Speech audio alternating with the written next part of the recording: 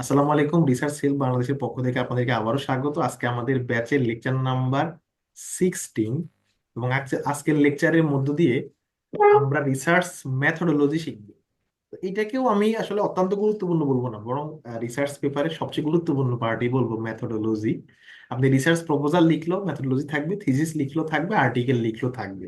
মানে আপনি primary article বা রিভিউ আর্টিকেল যেটাই লিখেন না কেন, মেথোডোলজি আপনার মাস্ট লাগবেই। রিভিউ আর্টিকেলের জন্য তুলনামূলক কম গুরুত্বপূর্ণ, ট্রেডিশনাল রিভিউ আর্টিকেলের জন্য গুরুত্বপূর্ণ, কম কম গুরুত্বপূর্ণ, কিন্তু প্রাইমারি আর্টিকেল বা অরিজিনাল রিসার্চ আর্টিকেল মানেই সেখানে মেথোডোলজি থাকবেই। তাছাড়া ক্লাসে আমরা মেথোডোলজি নিয়ে বিস্তারিত কথা বলবো। ওকে, তো প্রথম কথা হলো যে মেথোডোলজি মানে কি।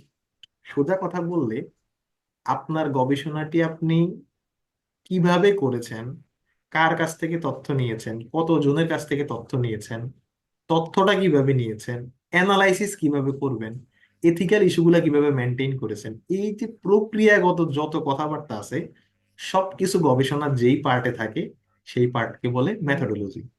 আবার বলছি, আপনি যে গবেষণাটি করবেন সেটা হিউম্যানের উপর হোক, এনিমেলের উপর হোক, বা কোনো বস্তুর উপর হোক, সেই গবেষণাটি আপনি কোন টাইপের গবেষণা, কোথায় করছেন, কাদের উপর করছেন, কিভাবে করছেন, প্রশ্নগুলো কি, প্রশ্নগুলো কোন টাইপের করতেছেন, অ্যানালাইসিসটা কোন টাইপের করবেন, ডেটা কালেকশন কিভাবে করলেন, ডেটা কালেকশনের পরে ডেটাগুলা সংরক্ষণ কিভাবে করলেন, ডেটার কোয়ালিটি কিভাবে নিশ্চিত করলেন, এই যে যাবতীয় আলাপ সবকিছুকে একসাথে বলা হচ্ছে রিসার্চ মেথোডোলজি। ঠিক আছে? তো রিসার্চ মেথোডোলজির অনেকগুলা এলিমেন্ট আছে। মানে অনেকে বলে, ভাই আমাকে একটু মেথোডোলজি কি হবে একটু শেখান তো। এটা এইভাবে শেখানো যাবে না, কারণ মেথোডোলজিটাও অনেকগুলো এলিমেন্টের সমন্বয়। সবগুলো এলিমেন্ট শিখলে কি বললে আপনার মেথোডোলজি শেখা হবে। ঠিক আছে, ঠিক আছে, ওকে। তাহলে আমরা আজকে কথা বলবো রিসার্চ মেথোডোলজি নিয়ে। ঠিক আছে? তো এটা আপনি ব্যক্তির উপর, যেটা বললাম, ব্যক্তির উপর হোক, এনিমেলের উপর হোক, বা কোনো বিষয় নিয়ে হোক, মেথোডোলজি কিন্তু আপনার পেপারে উল্লেখ করতেই হবে, কারণ এইটা আপনার রিসার্চ যে কিভাবে করছেন সেই প্রসেসটা বুঝায় আর কি। ওকে, তো শুরু করার আগে আমি হচ্ছে যে মেথোডোলজির এলিমেন্ট গুলো আপনাদেরকে স্ক্রিনে দেখাচ্ছি। এই যে জাস্ট নেট কানেকশন কি সমস্যা কিনা আমি শিওর না, আশা করি এখন ক্লিয়ার। তো দেখেন, ম্যাথোলজিতে এই এই বিষয়গুলো থাকে। মানে হিউম্যান বা এনিমেলের উপর গবেষণা হলে ম্যাথোলজিতে এই বিষয়গুলো থাকে। আর যারা ল্যাব বেস গবেষণা করি, বা হিউম্যান বা এনিমেলের উপর না, কোনো বস্তুর উপর করি, সেখানেও এই বিষয়গুলো থাকে। জাস্ট একটু পরোক্ষভাবে থাকে আর কি, মানে লিঙ্ক ট্র্যাপ আর কি। যেমন ধরুন, যেটা বললাম যে আগে একটা রেগুলার মানে হিউম্যান স্টাডির উদাহরণ দিই, তারপর অন্য স্টাডির উদাহরণ দিই। যেমন ধরেন একটা গবেষণা, কোভিড-19 এর কারণে যারা খাদ্য নিরাপত্তায় ভুগতেছে তাদের ফুড ইনসিকিউরিটি নিয়ে একটা গবেষণা। এই টাইটেলটা দেখার পরে যে রিডার, আপনার আসলে কি জানতে চায়? আপনার জানতে চায় যে এই গবেষণাটির ধরন কি ছিল, এই কোয়ালিটিভ না কোয়ান্টিটিভ, এই গবেষণাটির কাদের উপর করা হয়েছে, মানে পপুলেশন কারা, এই গবেষণায় কত জনের কাছ থেকে তথ্য নেওয়া হয়েছে, মানে স্যাম্পল সাইজ কত, এই গবেষণা থেকে কোন ধরনের প্রশ্ন করা হয়েছে, প্রশ্ন কি এমসিকিউ টাইপ নাকি প্রশ্ন করা হয়েছে ইন্টারভিউ টাইপ, এই গবেষণার যে ডেটাগুলো কালেক্ট করা হয়েছে, কালেকশন কিভাবে করছে, কালেক্ট করার পর ডেটার কোয়ালিটি কিভাবে নিশ্চিত করছে, এবং অ্যানালাইসিস কোন সফটওয়্যার দিয়ে করছে বা কিভাবে করছে। আমরা এই মেথোডোলজি এটা নিয়ে জানতে চাই। এটা হচ্ছে এই গবেষণার মেথোডোলজি। এগুলো জানলে আমার এই গবেষণার মেথোডোলজি জানা হয়ে হয়ে যাবে। আর যদি আমরা হিউম্যান ভেরিয়েশনকে অন্য টাইপের রিসার্চ করি, সেখানেও লাগবে। যেমন ধরুন, আমি যদি একটা পেপার দেখাইছিলাম আপনাদেরকে, যে যে আমরা যখন প্রপোজাল ডেভেলপমেন্ট করছিলাম আর কি, তখন আমি গবেষণা করতে চাই যে নতুন একটা ওয়াটার পিউরিফিকেশন সিস্টেম, সেটার ইফিসিয়েন্সি নিয়ে গবেষণা করতে চাই। মনে করেন বাজারে একটা নতুন ওয়াটার পিউরিফিকেশন সিস্টেম আসছে, সেটার ইফিসিয়েন্সি নিয়ে আমি গবেষণা করতে চাই। এটা তো আর ব্যক্তি কেন্দ্রিক গবেষণা না, ম্যাটেরিয়ালস কেন্দ্রিক গবেষণা। তো প্রথমে বলতে হবে আপনার রিসার্চের ডিজাইনটা কি, রিসার্চের ধরনটা কি। আমরা শিখবো একটু পর রিসার্চ ডিজাইন, বললো যেটা একটা এক্সপেরিমেন্টাল ডিজাইন। এরপর হচ্ছে হিউম্যান স্টাডিতে থাকে আপনার স্যাম্পল সাইজ থাকে, মানে কতজন ব্যক্তির উপর আমি তথ্য নিছি, কতজন ব্যক্তি থেকে। এখানে হলো দেখেন স্যাম্পল কালেকশন, মানে আমি আসলে এই যে পানির যে পিউরিফিকেশন আমি করতেছি, তো পানির স্যাম্পল টেস্ট আমি কোন জায়গা থেকে নিচ্ছি, কি রিভার থেকে নিচ্ছি না লেক থেকে নিচ্ছি না পুকুর থেকে নিচ্ছি, তারপর কয়টা জায়গা থেকে আমি স্যাম্পল নিচ্ছি, মানে কি 20 জায়গা থেকে না 30 জায়গা জায়গা থেকে, কত মাস ধরে স্যাম্পল গুলা নিচ্ছি। এগুলো এগুলো কিন্তু মেথোডোলজিক্যাল আলাপ। ঠিক আছে? তারপর আমি অত ভালো পানি এক গ্রুপে রাখতেছি, খারাপ পানি এক গ্রুপে রাখতেছি, এরকম দুইটা গ্রুপ করে গবেষণা মানে অ্যানালাইসিস পার্টটা করতেছি, মেথড পার্টটা করতেছি, এরকম মানে আপনার প্রক্রিয়াগত যত কথা, এই প্রক্রিয়াগত সব কথা যেখানে থাকবে, এটাকে বলে হচ্ছে যে মেথডোলজি। আপনি কোয়ালিটি কন্ট্রোল কিভাবে করছেন সেই সেই ইয়েটা এখানে থাকবে। ঠিক আছে। তো মেথডোলজির মধ্যে আপনার গবেষণার পদ্ধতিগত বা প্রক্রিয়াগত সব তথ্য থাকবে। একটা প্রশ্ন প্রায় আসে বা অনেকে আমরা করি, সেটা হচ্ছে মেথডোলজি আর মেথডের মধ্যে পার্থক্য কি। খেয়াল রাখবেন যে লজি মানে বিদ্যা, একটা জ্ঞানের একটা বড় শাখা। যেমন বায়োলজি, জুলজি, প্রত্যেকটা কিন্তু জ্ঞানের অনেক বড় বড় শাখা এগুলো। লজি মানে বিদ্যা।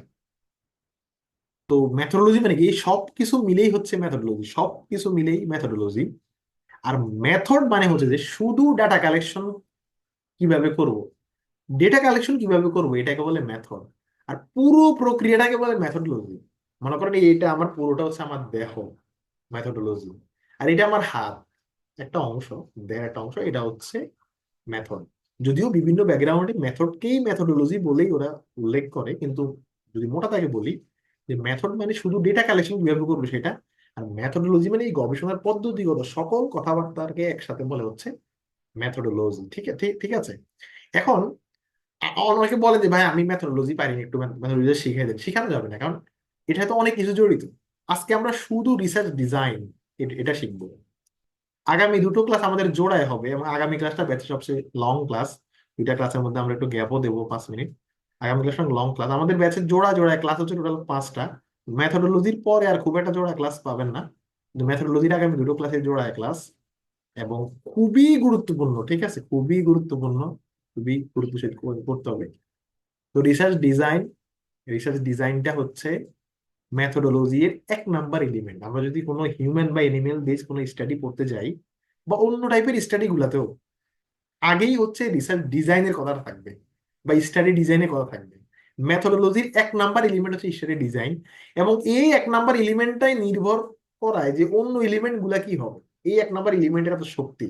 আমি গত ব্যাচও বলছি যে বিষয়টা আমি এভাবে বলছি যে ধরুন বর্তমানে আন্তর্জাতিক বিভিন্ন বিষয় নিয়ে অনেকে টকশো দেখেন। আপনারা যারা যারা দেখেন তারা হয়তো বুঝবেন, যেমন আল জাজিরা, মেহেদী হাসান, পিয়ার্স মর্গান, এরা বিভিন্ন টকশো করে আন্তর্জাতিক বিভিন্ন ইস্যুতে। মনে করুন একটা টকশোতে আমি দুজন ব্যক্তিকে আনলাম, একজন হচ্ছে ফিলিস্তিন পন্থী, একজন হলো ইসরায়েল পন্থী।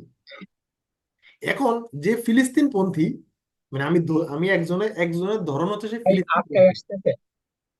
আটকে এটা আসতেছে। কি আমার হচ্ছে নাকি? ভাইয়া জি, আপনার 3বার হলো। আচ্ছা আসতেছে। আমি একটু হ্যাঁ, আমি একটু আমার ক্ষেত্রেও তাই হচ্ছে। আচ্ছা আচ্ছা, স্ক্রিন দেখা যাচ্ছে না, কথা আসতে শোনা শোনা যাচ্ছে।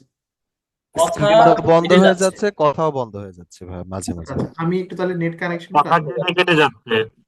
আচ্ছা আমি একটু ঠিক করার চেষ্টা করতেছি। হ্যাঁ একটু তাহলে আমরা অপেক্ষা করে আমি একটু ঠিক করার চেষ্টা করতেছি। এখন কি ক্লিয়ার শোনা যায় এখন? ক্লিয়ারই শোনা এখন শোনা যাচ্ছে, যাচ্ছে বাট ভাইয়া। মাঝে মাঝে একটু মাঝে মাঝে এরকম হচ্ছে। আচ্ছা আচ্ছা ঠিক আছে। আমি মানে বিষয়টা হলো কি যে আজকে হচ্ছে আমার হটস্পটও কাজ করতেছে না, আজকে আমার বাসায় প্রচন্ড মেহমান, এই জন্য মানে ওয়াইফাইটা শেয়ার হয়ে গেছে আর কি। কিন্তু আমি দেখি ঠিক করা যায় কিনা, একটু আমি দেখতেছি এটার সলিউশনটা দেওয়া যায় কিনা।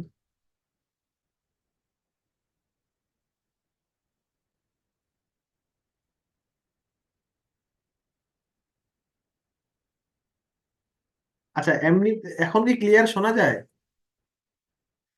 আচ্ছা আমি তাহলে অন্যদের হ্যাঁ net- ভাই, এখন শোনা যাচ্ছে, আমি সমস্যা নাই। অন্যদের নেট গুলা বন্ধ করতে বলি, হ্যাঁ।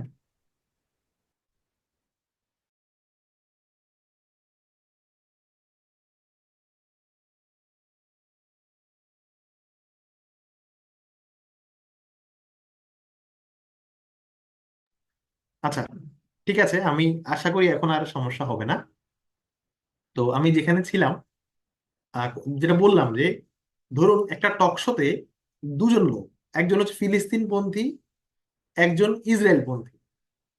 এখন যিনি আমরা যেহেতু অলরেডি জানি যে উনি হচ্ছে ইসরায়েল পন্থী, তাহলে তার সব সব যুক্তি, সব তথ্য, সবকিছু ইসরায়েলের পক্ষে যাবে। যে ফিলিস্তিন পন্থী, তার সব যুক্তি, সব তর্ক, সব এভিডেন্স সব যাবে হচ্ছে ফিলিস্তিনের পক্ষে। কারণ আমরা শুরুতেই ডিজাইন করছি যে এই হচ্ছে ফিলিস্তিন পন্থী, এই হচ্ছে ইসরায়েল পন্থী। ঠিক তেমনই স্টাডি ডিজাইন হচ্ছে এমন জিনিস, এটা রিসার্চ পেপারে 1 লাইন বা 3-4 লাইন থাকে, মানে খুব ছোট আকারে থাকে। বলা হয় যে রিসার্চ ডিজাইন অমুক, research design qualitative, research design quantitative, 1-2 line থাকে।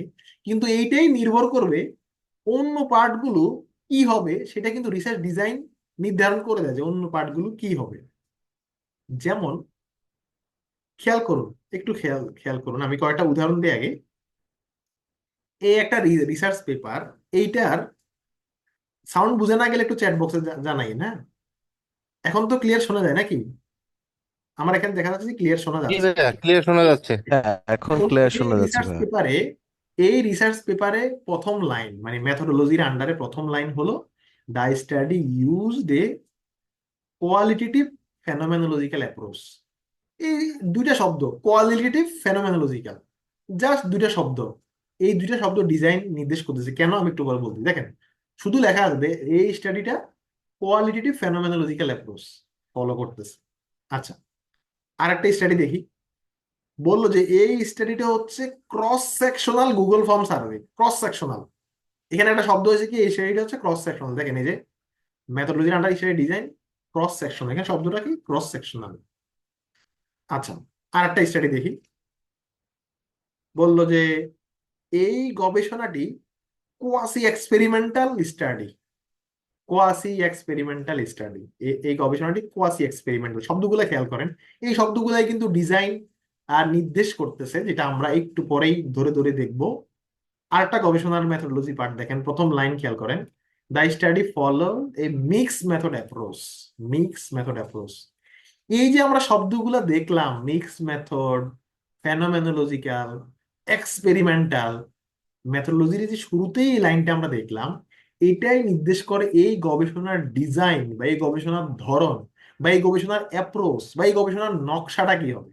ওকে, তাহলে রিসার্চ ডিজাইন বলতে বোঝায় একটা গবেষণার ধরন বা অ্যাপ্রোচটা কি হবে, সেটা নির্ধারণ করে রিসার্চ ডিজাইন দ্বারা, সেটা নির্ধারণ করে রিসার্চ ডিজাইন দ্বারা, এটা নির্ধারণ করে রিসার্চ ডিজাইন দ্বারা, যে গবেষণার অ্যাপ্রোচ বা ধরন কি হবে। তাহলে আপনি যদি বলেন যে আমার ডিজাইন, যেমন ধরুন আমরা যখন বিল্ডিং ডিজাইন করি, আপনি যদি বলেন যে আমার বিল্ডিং এর ডিজাইন হচ্ছে ট্রেডিশনাল, ট্রেডিশনাল তার তার মানে কি, যখনই আপনি বলছেন ট্রেডিশনাল, সাথে আমি বুঝে বুঝে গেছি এই বিল্ডিং এর সমস্ত কাজকর্ম করা হয়েছে আগের বিভিন্ন নমুনা ফলো করে, ঐতিহাসিক নমুনাগুলো ফলো ফলো করে, ইত্যাদি ইত্যাদি। কিন্তু আপনি যদি বলেন যে আমার বিল্ডিং এর ডিজাইনটা হচ্ছে মডার্ন, তখন আমি চিন্তা করবো যে হ্যাঁ, আপনার বিল্ডিং এর ডিজাইন গুলা, আধুনিক যে বিল্ডিং গুলা, সেগুলার যে নিত্য নতুন অনেক স্ট্রাকচার, সেটা ফলো করা হয়েছে, ইত্যাদি ইত্যাদি। তো ডিজাইন শব্দটা দ্বারা আমরা বলে দেই যে আমার গবেষণার ধরনটা কি, এবং পরের মেথোডোলজির পরের পয়েন্টগুলো এই ডিজাইন যা আমি বলবো সেটার উপরে কিন্তু নির্ভর করে পরের পয়েন্টগুলো কি হবে। ওকে, এখন কথা হলো যে আমার গবেষণার ডিজাইন কি হবে, এটা নিয়ে আলাপ। ওকে, খেয়াল করেন, একটু একটু করে বুঝেন। গবেষণার মূল ডিজাইন হচ্ছে দুইটা। ঐতিহাসিকভাবেই গবেষণার ডিজাইন বা অ্যাপ্রোচ হচ্ছে দুইটা, কোয়ালিটেটিভ, কোয়ান্টিটিভ। এটা আপনারা অনেকে জানেন, গবেষণার ডিজাইন বা অ্যাপ্রোচ দুইটা, কোয়ালিটেটিভ বা কোয়ান্টিটিভ। নতুন করে বাজারে জন্ম নিছে হচ্ছে mix method. Mix method research কিন্তু খুব বেশি পুরানো না। মানে মিক্স মেথড মানে যেটা যেই গবেষণায় কোয়ালিটেটিভও আছে কোয়ান্টিটিভও আছে, সেটাকে বলে মিক্স মেথড। আপাতত আপনারা ধরে নেন যে মিক্স মেথড নামে কিছু নাই, মানে মিক্স মেথড অতটা আহ নতুন কিছু না আর কি, কোয়ালিটিভ কোয়ান্টিটিভের মিশ্রণ হলে আমরা বলি মিক্স মেথড। তাহলে বাজারে যে দুইটা ডিজাইন, ডিজাইন মূলত দুইটা, কোয়ান্টিটিভ আর কোয়ালিটিভ। বা আমরা একটু বাড়তি ভাবে ধরলে ডিজাইন তিনটা, কোয়ান্টিটিভ, কোয়ালিটেটিভ, মিক্স মেথড। ঠিক আছে, ডিজাইন হলো তিনটা, কোয়ান্টিটিভ, কোয়ালিটিভ, মিক্স মেথড। কোনো কোনো বইতে দেয় দুইটা, কোনো কোনো বইতে তিনটা। এগুলোই হচ্ছে মেইন ডিজাইন। বিভিন্ন আর্টিকেলে দেখবেন মেথোডোলজির শুরুতেই বলে যে এই স্টাডিটা কোয়ান্টিটিভ ডিজাইন ফলো করছে, কোনো কোনো গবেষণায় লেখা থাকে এই স্টাডি কোয়ালিটেটিভ ডিজাইন ফলো করছে, কোনো কোনো গবেষণায় লেখা থাকে এই study mix method design follow follow করছে।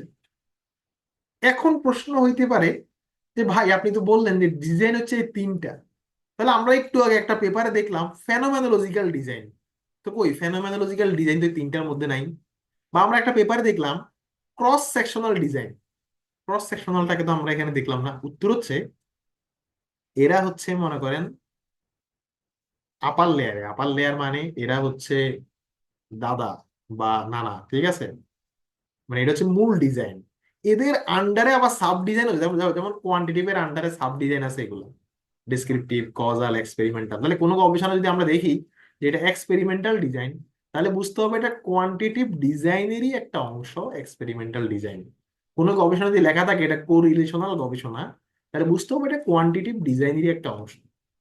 আবার একটু আগে একটা পেপারে দেখলাম বলা আছে ফেনোমেনোলজিক্যাল অ্যাপ্রোচ। এই কোয়ালিটেটিভ ডিজাইনেরই একটা শাখা হচ্ছে ফেনোমেনোলজিক্যাল। তার মানে আপনার পেপারে হয় আপনি দাদা নানার নাম লিখবেন, অথবা তাদের মানে বাপ চাচার নাম লিখবেন, অথবা নানা নাতনির নাম লিখবেন, মানে শাখা প্রশাখার নাম লিখবেন। বেটার হয় যদি একদম টু দা পয়েন্টে লিখতে পারেন যে আমার গবেষণাটি একদম কোয়ান্টিটিভের এই ডিজাইন ফলো করছে বা কোয়ালিটিভের এই ডিজাইন ফলো করছে, মানে টু দা পয়েন্টে বলতে পারলে ভালো, একান্ত বলতে না পারলে বড় ডিজাইন গুলোর নাম বললে হবে। ওকে, এখন আপনাদের প্রশ্ন আসতে পারে যে এই যে আমরা তিনটা ডিজাইন বা দুইটা ডিজাইন, মূলত আপনি বলতেছেন দুইটা ডিজাইন, বা আমরাও ছোটবেলা থেকে, আবার নেট কানেকশন উঠানামা করতেছে একটু, আমরা কি ক্লিয়ার শুনতেছি আমরা? ভালোই শুনছি ভাই। মাঝখানে একটু আটকে একটু গেছিল। আগে আটকে গেলে আমার এখান থেকে বোঝা যায়, কিন্তু আজকে ভাইয়া মাঝখানে একটু আটকে গেছিল, আদারওয়াইজ এতক্ষণ ঠিকই ছিল। না আমি ওই আজকে ওই আইওএস কন্টিনিউ করেন। আইওএস আপডেট দেওয়ার পরে এখন হটস্পট কাজ করতেছে না, আই ডোন্ট নো কেন এরকম হচ্ছে। তা আমি তাহলে ভিডিও অফ করে দিই, হ্যাঁ? আচ্ছা, ভিডিও অফ করে দিলে আশা আশা করি তুলনামূলক বেটার নেট পাওয়া যাবে। আমার এখান থেকে বোঝা যায় আর কি, যদি আপনারা না বুঝেন আমার এখান থেকে সিগন্যাল দেয়। আচ্ছা, তো আমি যেখানে ছিলাম যে কোয়ালিটেটিভ কোয়ান্টিটিভ এই দুটো হচ্ছে যে মেইন ডিজাইন, যেটা আমরা সবাই জানি বা মোটামুটি রিসার্চের নলেজ আছে মাত্র আমরা জানি যে গবেষণার দুইটা টাইপ, মানে প্রাইমারি গবেষণা বা হিউম্যান বা এনিমেল বেস গবেষণা দুইটা টাইপ, কোয়ান্টিটিভ কোয়ালিটিভ। কিন্তু আপনাদের কি প্রশ্ন থাকে না মনে যে ভাই এই দুইটা টাইপ কই থেকে আসলো, মানে এই দুইটা টাইপে আসলে জন্ম হয়েছে কিভাবে, বা আমরা কেমনে বুঝবো যে আমার গবেষণা কি কোয়ান্টিটিভে পড়বে না কোয়ালিটিভে পড়বে, এটা আমরা কেমনে বুঝবো? মানে কোন কোন বৈশিষ্ট্য থাকলে আমরা বুঝবো যে আমি কোয়ান্টিটিভে পড়বো, আর কোন কোন বৈশিষ্ট্য থাকলে আমি বুঝবো যে আমরা কোয়ালিটিভে পড়বো? তা আমরা এই জন্য রিসার্চ ডিজাইনের শাখা প্রশাখা গুলা বিস্তারিত পড়ার আগে আমরা আগে বরং এটা পড়বো যে কোয়ালিটিটিভ কোয়ান্টিটিভ গবেষণাটা আসলো কই থেকে, এবং এই কোয়ালিটিভ কোয়ান্টিটিভ মানে গবেষণা আমরা চিনবো কিভাবে, মানে কোন কোন বৈশিষ্ট্য থাকলে এটাকে কোয়ান্টিটিভ বলবে, কোন কোন বৈশিষ্ট্য থাকলে এটাকে কোয়ালিটিটিভ বলবে।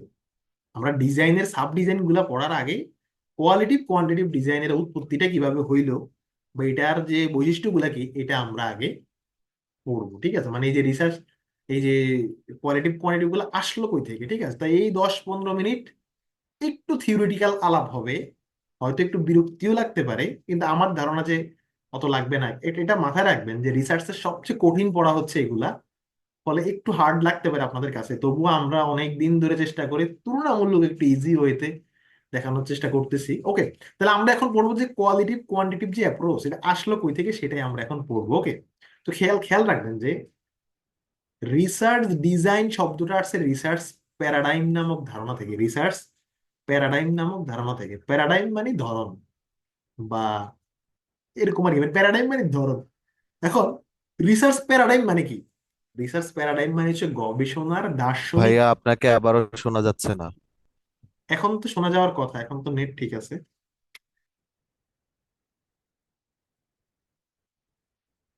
এখন তো নেট, আমরা কি শুনতে পাচ্ছি ক্লিয়ার অন্যরা?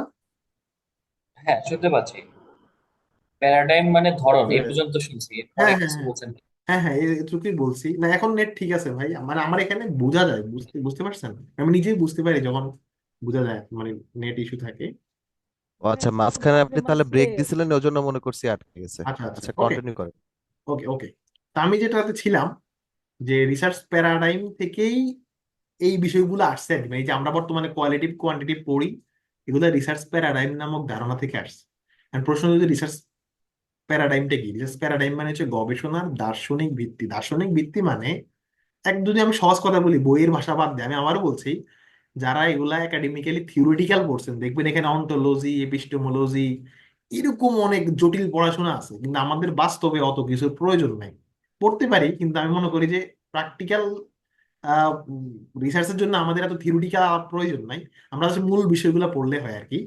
তো আমি যদি সহজ করে বলি আর কি, যে বিজ্ঞানীরা বা আগের গবেষকরা তারা অ্যানালাইসিস করে দেখছে যে আমরা মূলত দুই টাইপের অ্যাপ্রোচে গবেষণা করি, আমরা রিসার্চাররা মূলত দুই টাইপের অ্যাপ্রোচে গবেষণা করি। একটা অ্যাপ্রোচের নাম দিচ্ছে তারা পজিটিভিস্ট অ্যাপ্রোচ বা পজিটিভিজম, আর একটা অ্যাপ্রোচের নাম তারা দিচ্ছে ইন্টারপ্রেটিভিস্ট অ্যাপ্রোচ বা ইন্টারপ্রেটিভিজম। এখন এগুলো মানে কি, ব্যাপারটা বুঝুন। মানে তারা বলছে আমরা দুনিয়াতে যে রিসার্চ গুলা করি এগুলা মোটা দাগে দুই ধরনের, পজিটিভিস্ট অ্যাপ্রোচ আর ইন্টারপ্রেটিভিস্ট অ্যাপ্রোচ। এখন পজিটিভিস্ট অ্যাপ্রোচ কি, মানে কখন কি কি ঘটনা ঘটলে আমরা পজিটিভিস্ট অ্যাপ্রোচ বলবো। এখন আপনাদের বুঝে সুবিধার্থে বলে দিই, আগে বলে দিই, এই পজিটিভিস্ট অ্যাপ্রোচ থেকেই কোয়ান্টিটিভ গবেষণার জন্ম, আর ইন্টারপ্রেটিভিস্ট অ্যাপ্রোচ থেকে কোয়ালিটেটিভ গবেষণার জন্ম। এবার বিষয়টা একটু বুঝুন। দেখেন, বললো যে পজিটিভিস্ট অ্যাপ্রোচে আমরা সাধারণত কোনো একটা মানে পূর্বের থিওরি বা পূর্বের মডেল গুলাকে অনুসরণ করে আমরা কোনো একটা গবেষণা করি, ডাটা অ্যানালাইসিস করি। মানে গবেষণাটি হয় থিওরি বা পূর্বের মডেলের হেল্প নিয়ে। হ্যাঁ, শোনা যাচ্ছে না আপনাকে। আমাকে শোনা যাওয়ার কথা আপু, ক্লিয়ার শোনা যাওয়ার কথা। হ্যাঁ, শোনা যাচ্ছে না আপনাকে। না, শুনতে পাইনি। আচ্ছা, তাহলে যেহেতু একটু ইন্টারাপ্ট করতেছে আমাকে, একটু তার 2-3 মিনিট সময় দেন। হ্যাঁ, আমি যে কোনো ভাবে হোক আমি হটস্পটটা কানেক্ট করার ট্রাই করি। হ্যাঁ, আমার হচ্ছে জি ভাইয়া। এটা ভালো হবে, কারণ নাহলে বারবার ইন্টারাপ্ট করলে আপনাদের জন্য একটু হার্ড হবে। আমি দেখি ফোন অফ করে অন করে আমি হচ্ছে ইটা কানেক্ট কানেক্ট করি। হ্যাঁ, তাহলে আমরা একটু 2 মিনিটের ব্রেকে যাই, ঠিক আছে। আমি জাস্ট হচ্ছে হটস্পটটা কানেক্ট করার ট্রাই করি, আমি ফোন বন্ধ করে চালু করলে আমার ধারণা এটা ঠিক হইতে পারে।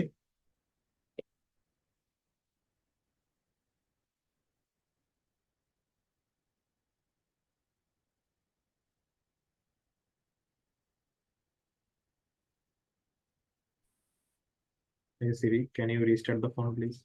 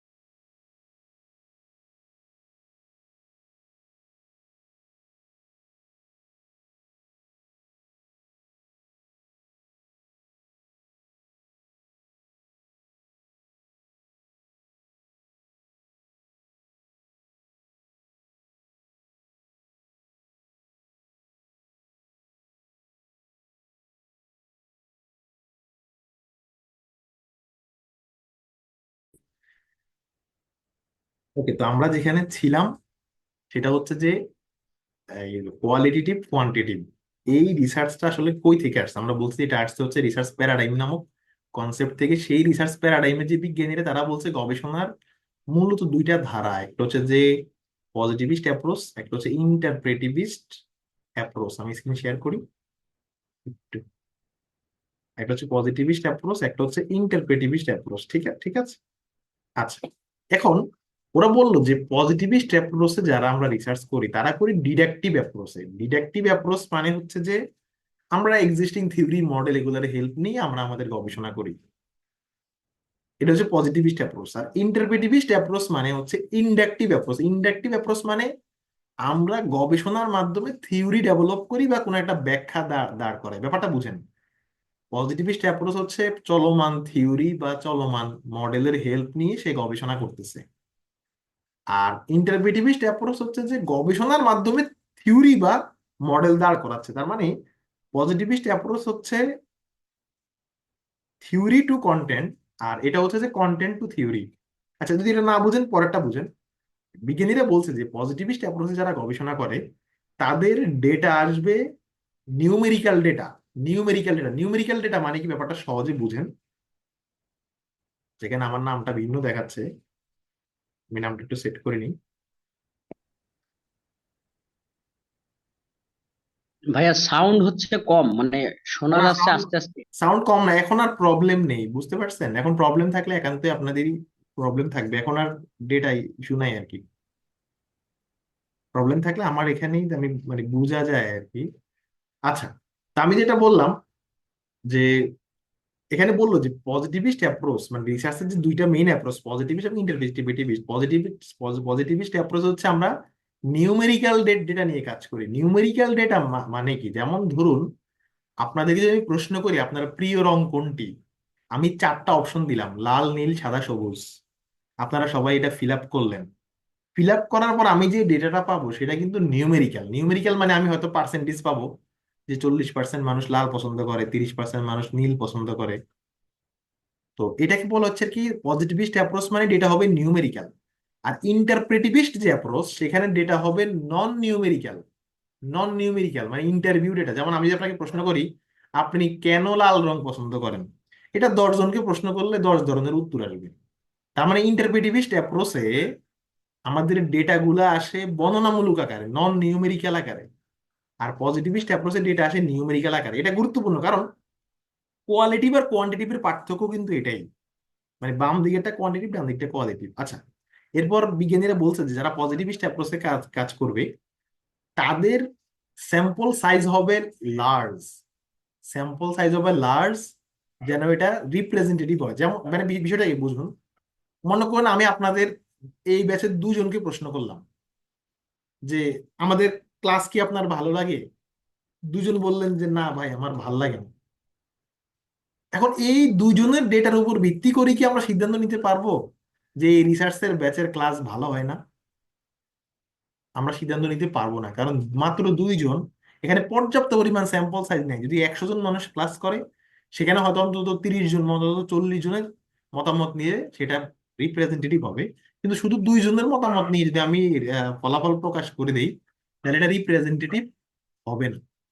তো এটা কেন বললাম যে কোয়ান্টিটিভ গবেষণা আমরা যারা করি, সংখ্যামূলক গবেষণা আমরা যারা করি, তারা কিন্তু অল্প স্যাম্পলের উপর করলে হবে না। 20 জন 30 জনের উপর করলে সাধারণত হবে না। সাধারণত দেখবেন কোয়ান্টিটিভ গবেষণা স্যাম্পল হয় 300, 350 এরকম। আমরা আগামী ক্লাসে স্যাম্পল সাইজ নিয়ে কথা বলবো। তাহলে এক কথায় বললাম যে পজিটিভিস্ট অ্যাপ্রোচে স্যাম্পল সাইজ হওয়া লাগে বেশি, মানে বেশি মানুষের কাছ থেকে তথ্য নেওয়া লাগে যারা কোয়ান্টিটিভে গবেষণা করবেন।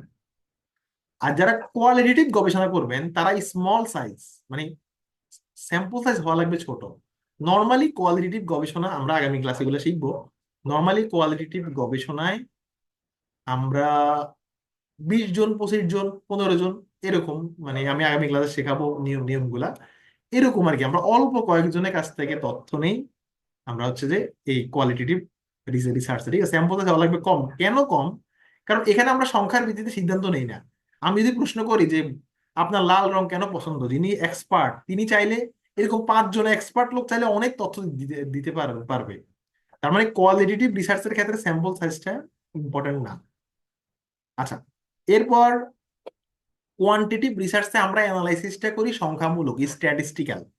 যেমন ধরুন আমি যদি আপনাদের সবার বয়স বয়সের তথ্য নেই তাহলে আমি গবেষণার ফলাফল কেমনে প্রকাশ করবো যে বয়সের গড়, বয়সের মধ্যক, এরকম প্রচুরক।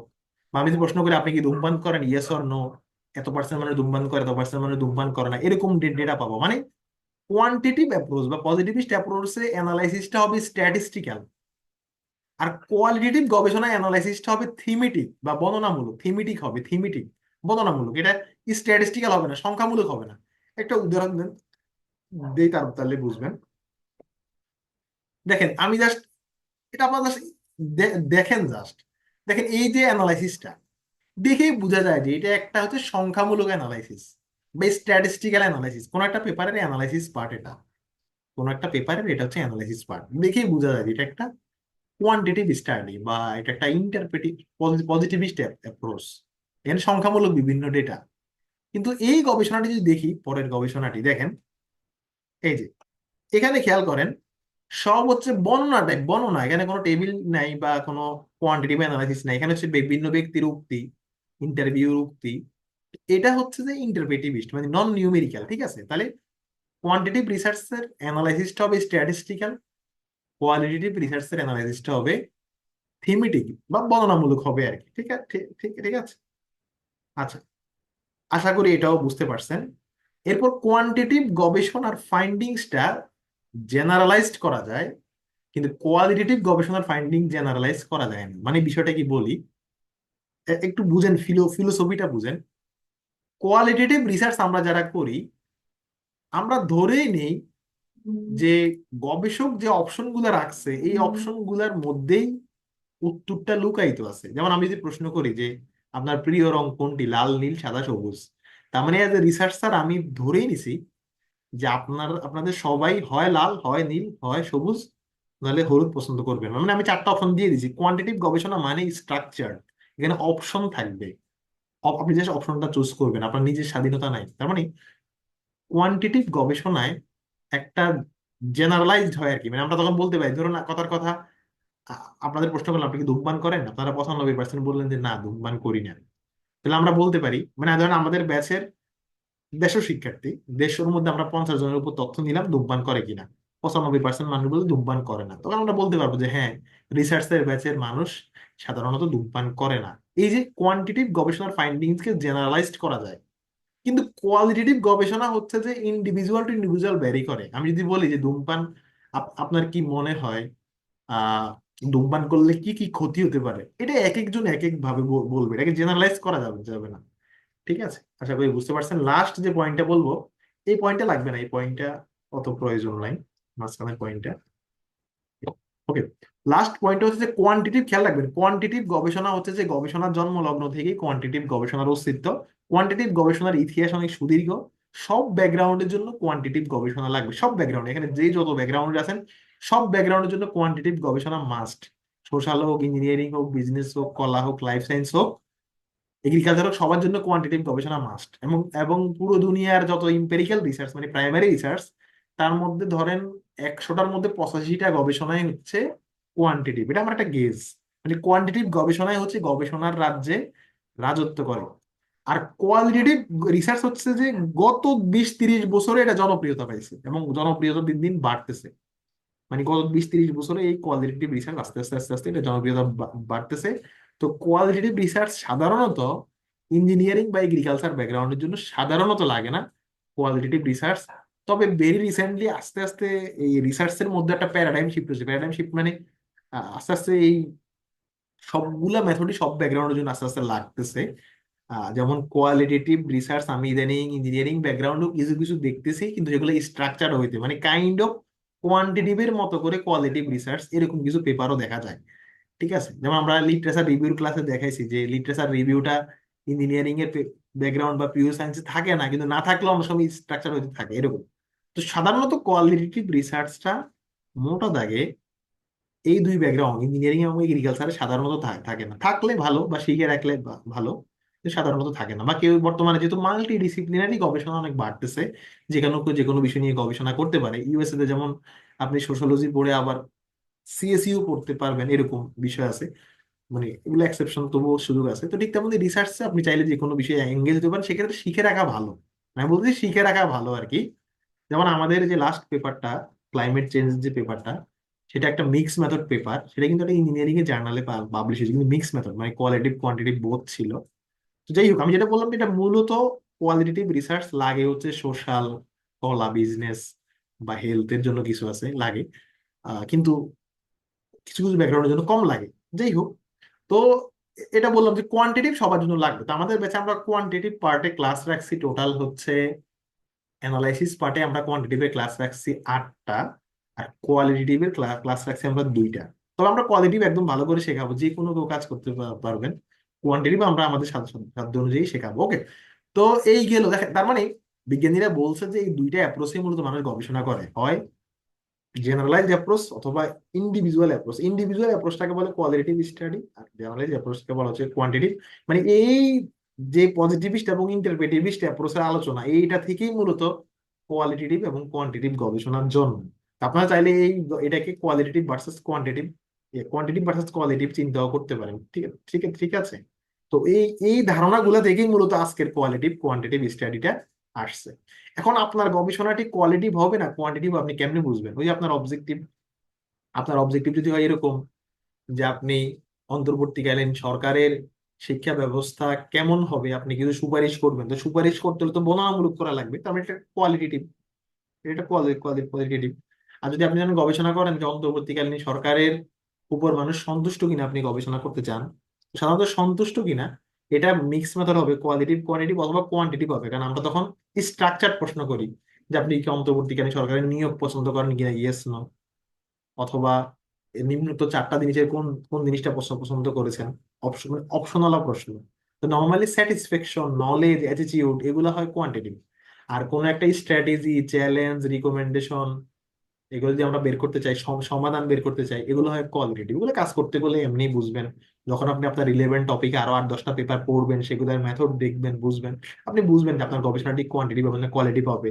বা একটু ডিটেলস যখন আস্তে আস্তে শিখবেন, তখন মানে বুঝবেন যে আপনার গবেষণাটি কোয়ালিটিভ হবে না কোয়ান্টিটিভ হবে। একান্তই যদি না বুঝেন, টাইটেল বানায়া চ্যাট জিপিটি কে জিজ্ঞেস করতে পারেন যে এই গবেষণার ধরন কি কোয়ালিটিভ হবে না কোয়ান্টিটিভ হবে, সে একটু ধারণা দিতে পারে, হয়তো সবসময় সঠিক না হতে পারে। ওকে, তাহলে আমরা যেটা বললাম, আমরা যদি একদম পুরো সাম আপ করি সেটা হলো যে রিসার্চ ডিজাইন মূলত হচ্ছে দুই প্রকার বা তিন প্রকার: কোয়ান্টিটিভ, কোয়ালিটেটিভ এবং মিক্স মেথড। রিসার্চ ডিজাইন হচ্ছে মূল যেগুলা, এগুলোকে বলে কোয়ান্টিটিভ, কোয়ালিটেটিভ, মিক্স মেথড। এখন যদি আপনি কোনো পেপারে যদি দেখেন বললো যে এই গবেষণাটি ইন্টারপ্রেটিভিস্ট অ্যাপ্রোচ ফলো করেছে, তারপরে আপনি বুঝে যাবেন মূলত এই গবেষণাটি কোয়ালিটেটিভ রিসার্চের যে মেথড সবকিছু ফলো করছে। কোন গবেষণা যদি বলে যে এই গবেষণাটি পজিটিভিস্ট অ্যাপ্রোচ ফলো করেছে, মেথডের মধ্যে যদি দেখেন, তাহলে বুঝবেন যে সেই মূলত কোয়ান্টিটিভ অ্যাপ্রোচটাই ফলো করছে। ওকে, এইবার আমরা রিসার্চ ডিজাইনের মূল আলাপে যাব। তাহলে আমরা বললাম মূল ডিজাইন তিনটা: কোয়ান্টিটিভ, কোয়ালিটেটিভ, মিক্স মেথড। এখন কোয়ান্টিটিভ ডিজাইন এই শব্দটা সাধারণত পেপারে লেখা থাকে না। পেপারে লেখা থাকে ক্রস সেকশনাল রিসার্চ, পেপারে লেখা থাকে কেস কন্ট্রোল রিসার্চ, বা আপনারা দেখবেন অনেক সময় আপনারা বিভিন্ন আর্টিকেল পড়তে গেলে আর্টিকেলের টাইটেলে এরকম টাইটেল দেখেন যে, আমি একটু দেখাই যে ধরেন arsenic exposure from drinking water, chronic disease mortalities in Bangladesh, a prospective cohort study. যে টাইটেলে যে শব্দটা আমরা অনেকে বুঝি না, বা টাইটেলে লেখা আছে কোয়াসি এক্সপেরিমেন্টাল স্টাডি, আমরা অনেকে বুঝি না এগুলো মানেটা আসলে কি। তো সোজা সোজা কথা হলো, রিসার্চ ডিজাইনের যে মূল তিনটা শাখা, এই শাখার অধীনে কিছু প্রশাখা আছে, এই শাখার অধীনে কিছু প্রশাখা আছে, প্রশাখাগুলো একটু ভালো করে শিখতে হবে। ওকে, তাহলে আমরা এখন কোয়ান্টিটিভের শাখা প্রশাখাগুলো পড়বো, এরপর কোয়ালিটিভের শাখা প্রশাখাগুলো পড়বো, এরপর মিক্স মেথডের শাখা প্রশাখাগুলো পড়বো। ওকে, তো প্রথমে আমরা কোয়ান্টিটিভের শাখা প্রশাখাগুলো পড়বো। দেখেন খুব মনোযোগ দিয়ে দেখবেন, কিন্তু খেয়াল রাখবেন যে কোয়ান্টিটিভ গবেষণা মূলত চারটা ডিজাইনের হয় বা তিনটা ডিজাইনের হয়। আমি আবার বলছি, চারটা বা তিনটা বলতেছি কেন, কোনো কোনো বইতে পাবেন চারটা, কোনো কোনো বইতে তিনটা। মানে কোয়ান্টিটিভ রিসার্চ মূলত 3-4 ধরনের অ্যাপ্রোচ হয়। একটা অ্যাপ্রোচ হচ্ছে ডেসক্রিপটিভ অ্যাপ্রোচ, আমি ব্যাখ্যা করব। একটা অ্যাপ্রোচ হচ্ছে কজাল বা কোরিলেশনাল অ্যাপ্রোচ। একটা অ্যাপ্রোচ হচ্ছে এক্সপেরিমেন্টাল অ্যাপ্রোচ। মানে কোয়ান্টিটিভ রিসার্চ এই তিন ধরনের হয়: ডেসক্রিপটিভ, কজাল, কোরিলেশনাল এবং এক্সপেরিমেন্টাল। আমরা আওয়াজ করতেছি কে?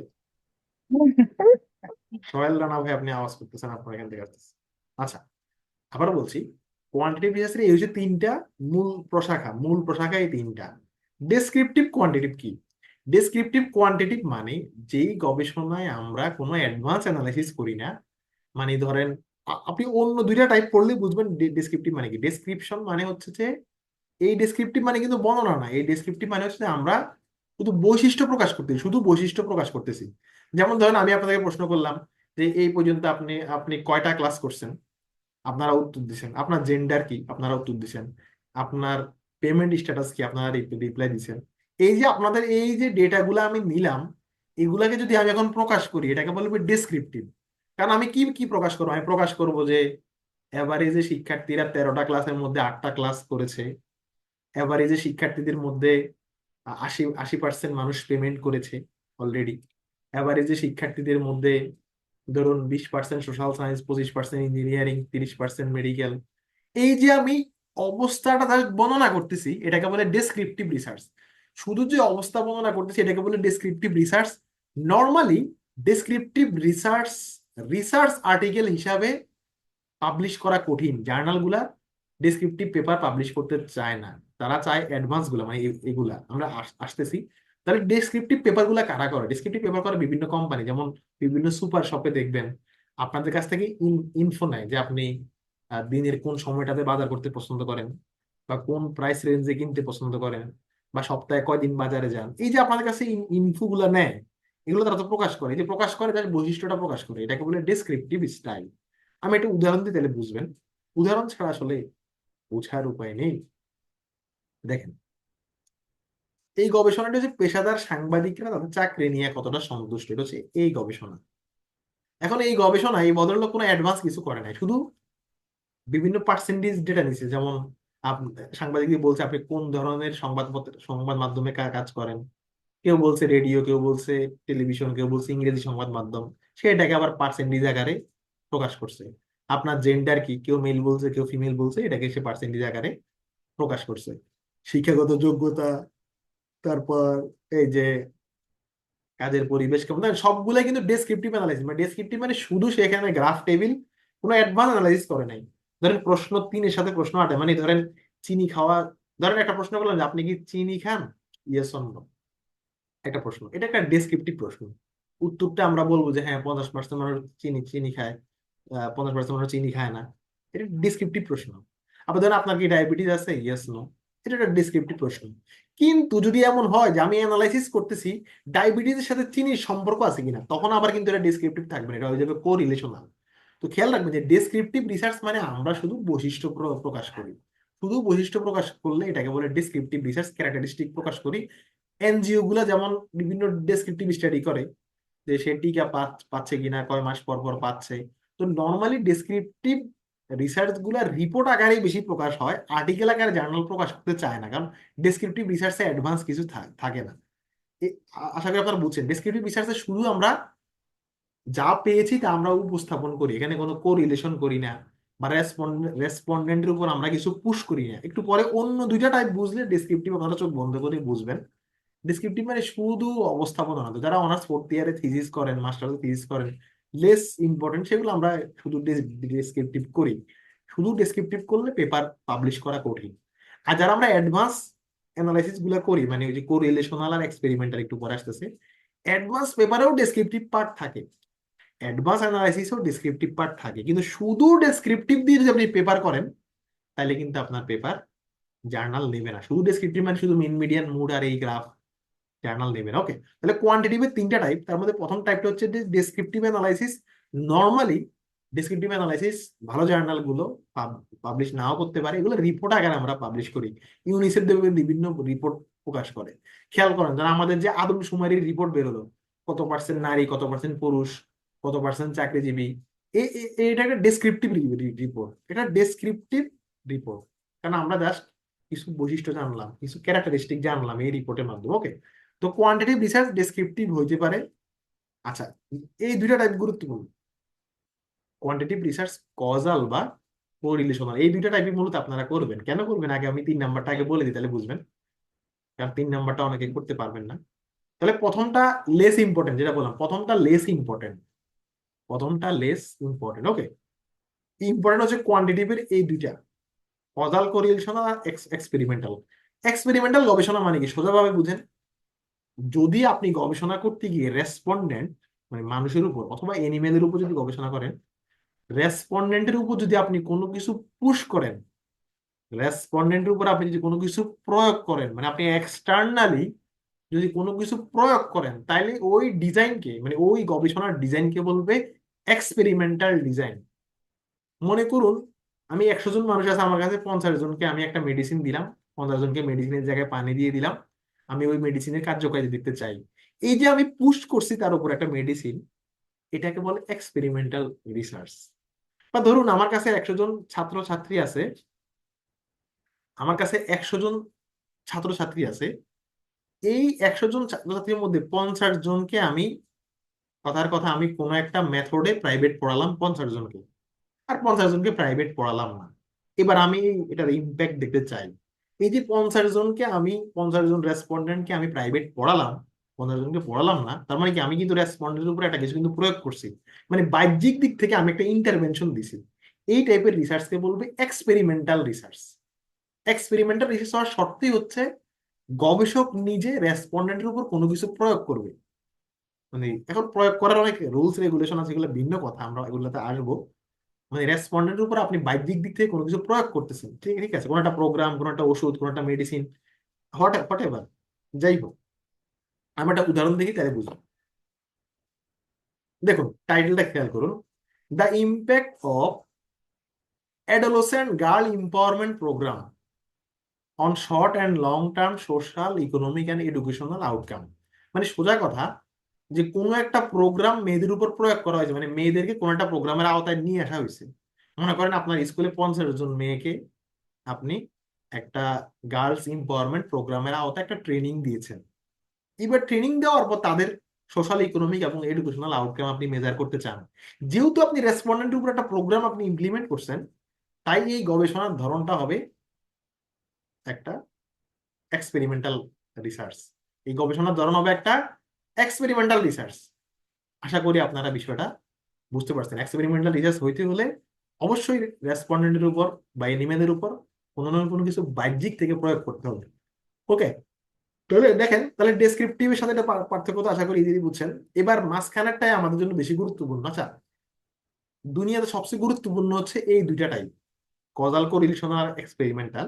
এক্সপেরিমেন্টাল কেন আপনাদেরকে উৎসাহ দিচ্ছি না, কারণ এক্সপেরিমেন্টাল স্টাডি করতে গেলে তো আমাদের ধরেন ল্যাব লাগবে, তারপর একটা মেডিসিন যে পুশ করা, এটার একটা কি বলে যে ম্যাটেরিয়ালস এর সাপোর্ট লাগবে, এথিক্যাল অনেক ইস্যু আছে, বিভিন্ন এথিক্যাল পারমিশন লাগবে।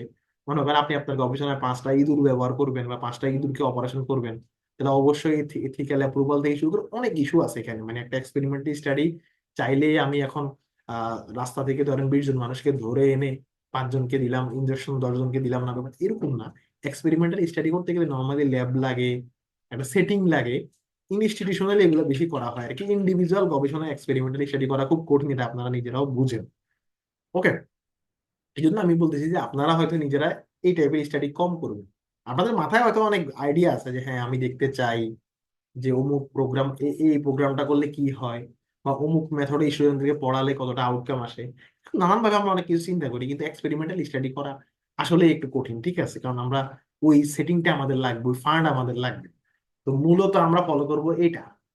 এবং কোয়ান্টিটিভ স্টাডির বেশিরভাগ স্টাডি হচ্ছে কজাল কোরিলেশনাল বেশিরভাগ স্টাডি এই দুইটা টাইপকে মিন করে। আচ্ছা, তার আগে এখানে যারা হেলথ ব্যাকগ্রাউন্ড আছেন আপনাদের জন্য একটু বলি, একটু খেয়াল করেন, যারা হেলথ ব্যাকগ্রাউন্ডে আছেন, আমাদের অন্য সব ব্যাকগ্রাউন্ডে কোয়ান্টিটিভ রিসার্চ 3 প্রকার, আর হেলথ ব্যাকগ্রাউন্ডে কোয়ান্টিটিভ রিসার্চ 2 প্রকার। হেলথ ব্যাকগ্রাউন্ড এর মূল ধারায় ওরা কোয়ালিটিভ রিসার্চ কত আলোচনায় ধরে ধরে না। তো ওরা মানে হেলথ ব্যাকগ্রাউন্ডের রিসার্চ মূলত 2 প্রকার। এই পুরাটাকে মানে ডেসক্রিপটিভ আর কজালকে, এই পুরাটাকে ওরা বলে হচ্ছে অবজারভেশনাল, আর বাকিটাকে বলে এক্সপেরিমেন্টাল। মানে আমি বলতেছি শুধু এই লাইনটা শুধু হেলথ ব্যাকগ্রাউন্ডের জন্য। হেলথ ব্যাকগ্রাউন্ডের রিসার্চের 2টা ধারা, একটাকে বলে এক্সপেরিমেন্টাল, একটাকে বলে নন এক্সপেরিমেন্টাল অথবা অবজারভেশনাল। মানে হেলথ ব্যাকগ্রাউন্ডে রিসার্চ 2 প্রকার, এক্সপেরিমেন্টাল এবং নন এক্সপেরিমেন্টাল। নন এক্সপেরিমেন্টাল মানে এই দুইটা, মানে এই দুইটা মিলেই হচ্ছে অবজারভেশনাল বা নন এক্সপেরিমেন্টাল আর এক্সপেরিমেন্টাল। ওকে, তার মানে বিষয়টা আসলে একই, বিষয়টা ঘুরে ফিরে একই, জাস্ট অর্গানাইজেশনটা ভিন্ন। যেমন দেখেন যে হেলথ ব্যাকগ্রাউন্ডের ডিজাইন, হেলথ ব্যাকগ্রাউন্ড ডিজাইন 2 প্রকার, অবজারভেশনাল, এক্সপেরিমেন্টাল। এক্সপেরিমেন্টাল এখন যেটা বললাম এটা, আর অবজারভেশনাল হচ্ছে যে প্রথম দুইটা মিলে হচ্ছে অবজারভেশনাল, ঠিক আছে। আচ্ছা, এখন এই অবজারভেশনাল হেলথ ব্যাকগ্রাউন্ডে একটা মিন করে, আমাদের ব্যাকগ্রাউন্ডে আরেকটা মিন করে। হেলথ ব্যাকগ্রাউন্ডে কথা হলো রেসপন্ডেন্টের উপর কোনো কিছু পুশ করলে এক্সপেরিমেন্টাল, এর বাইরে সব গবেষণায় অবজারভেশনাল, ঠিক আছে।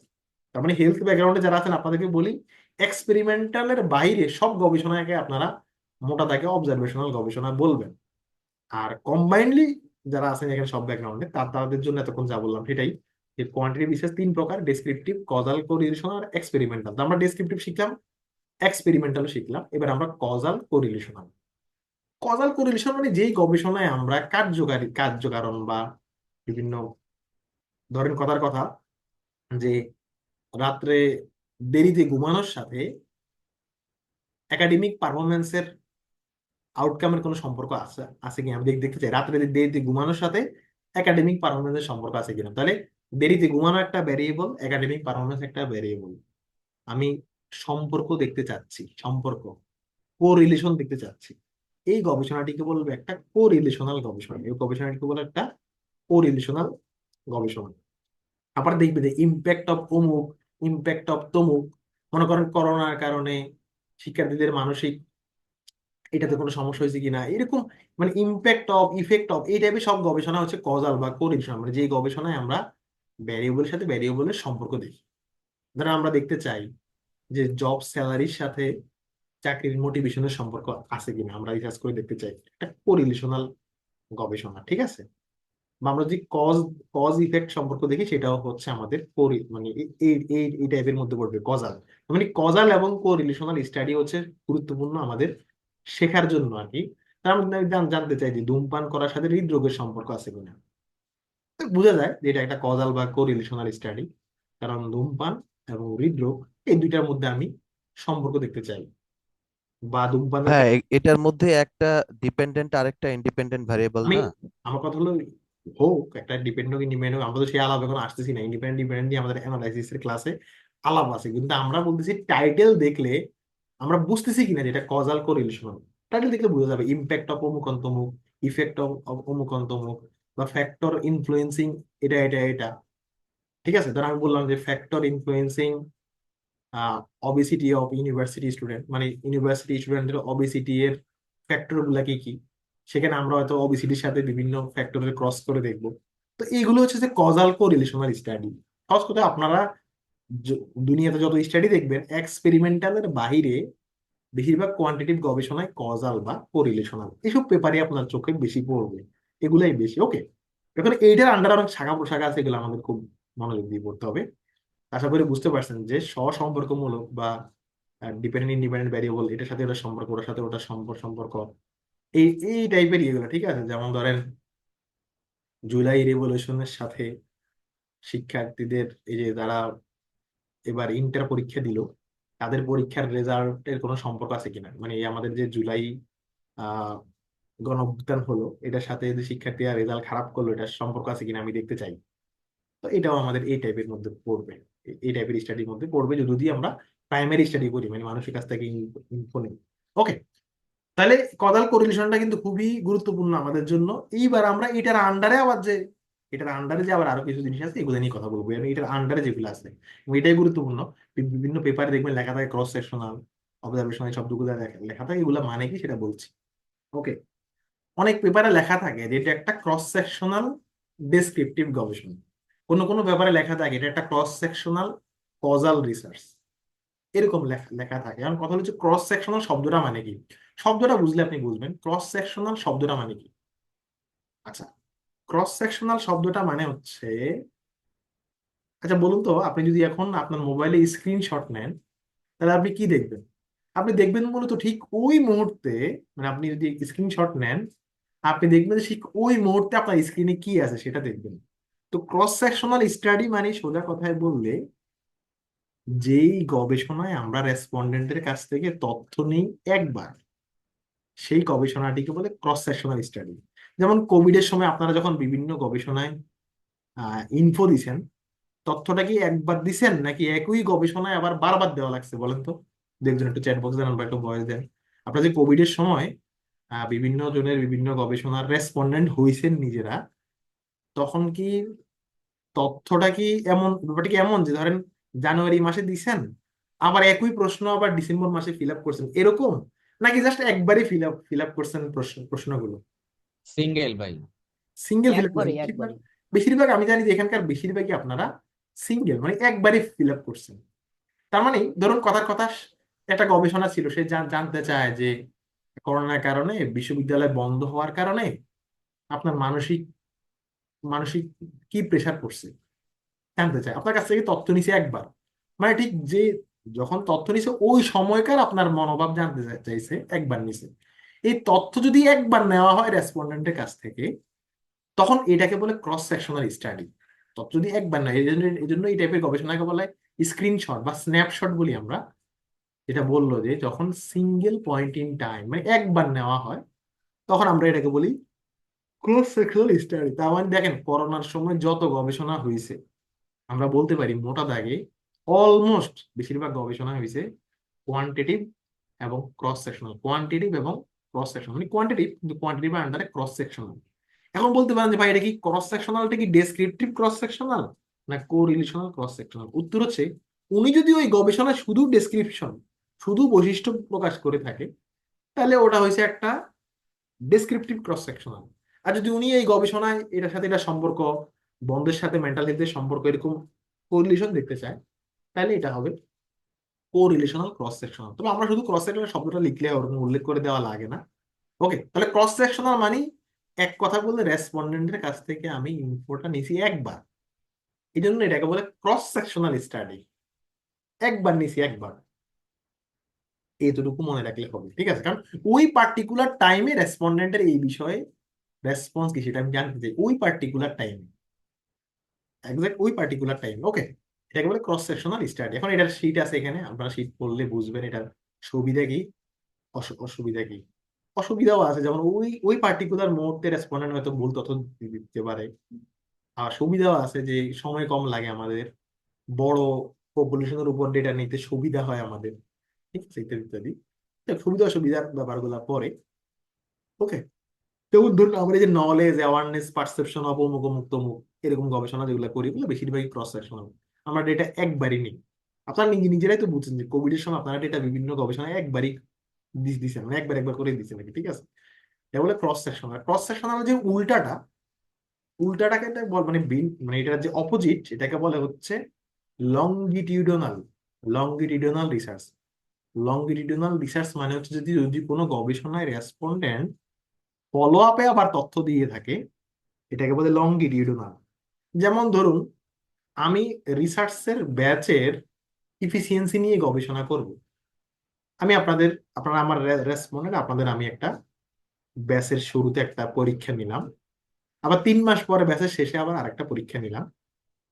তো এরকম আর কি, মানে ব্যাপারটা হচ্ছে যদি ডেটা যদি ফলো আপে নেওয়া হয়, একই ডেটা ভিন্ন সিজনে বা ভিন্ন ইয়ারে বা ভিন্ন সার্কামস্টেন্সে যদি একই ডেটা ফলো আপে একাধিকবার নেওয়া হয় একই ব্যক্তির কাছ থেকে, তখন এই ডিজাইনটাকে আমরা বলি লংগিটিউডনাল ডিজাইন।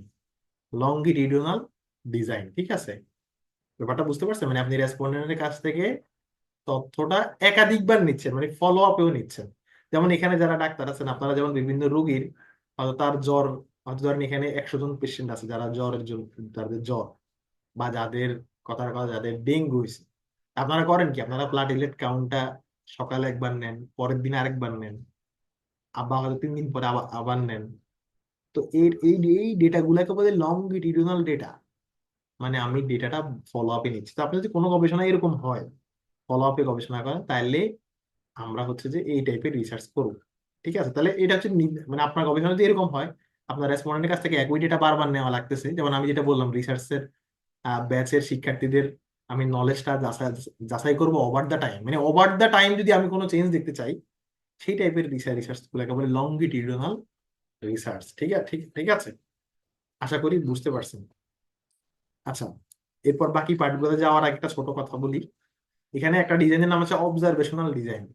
খেয়াল রাখবেন যে মেডিকেল ব্যাকগ্রাউন্ডে এক্সপেরিমেন্টালের বাইরে সবকিছুকেই তারা অবজারভেশনাল বলে, মানে তাদের কথা হলো এক্সপেরিমেন্টাল রিসার্চ, এর বাইরে সব অবজারভেশনাল।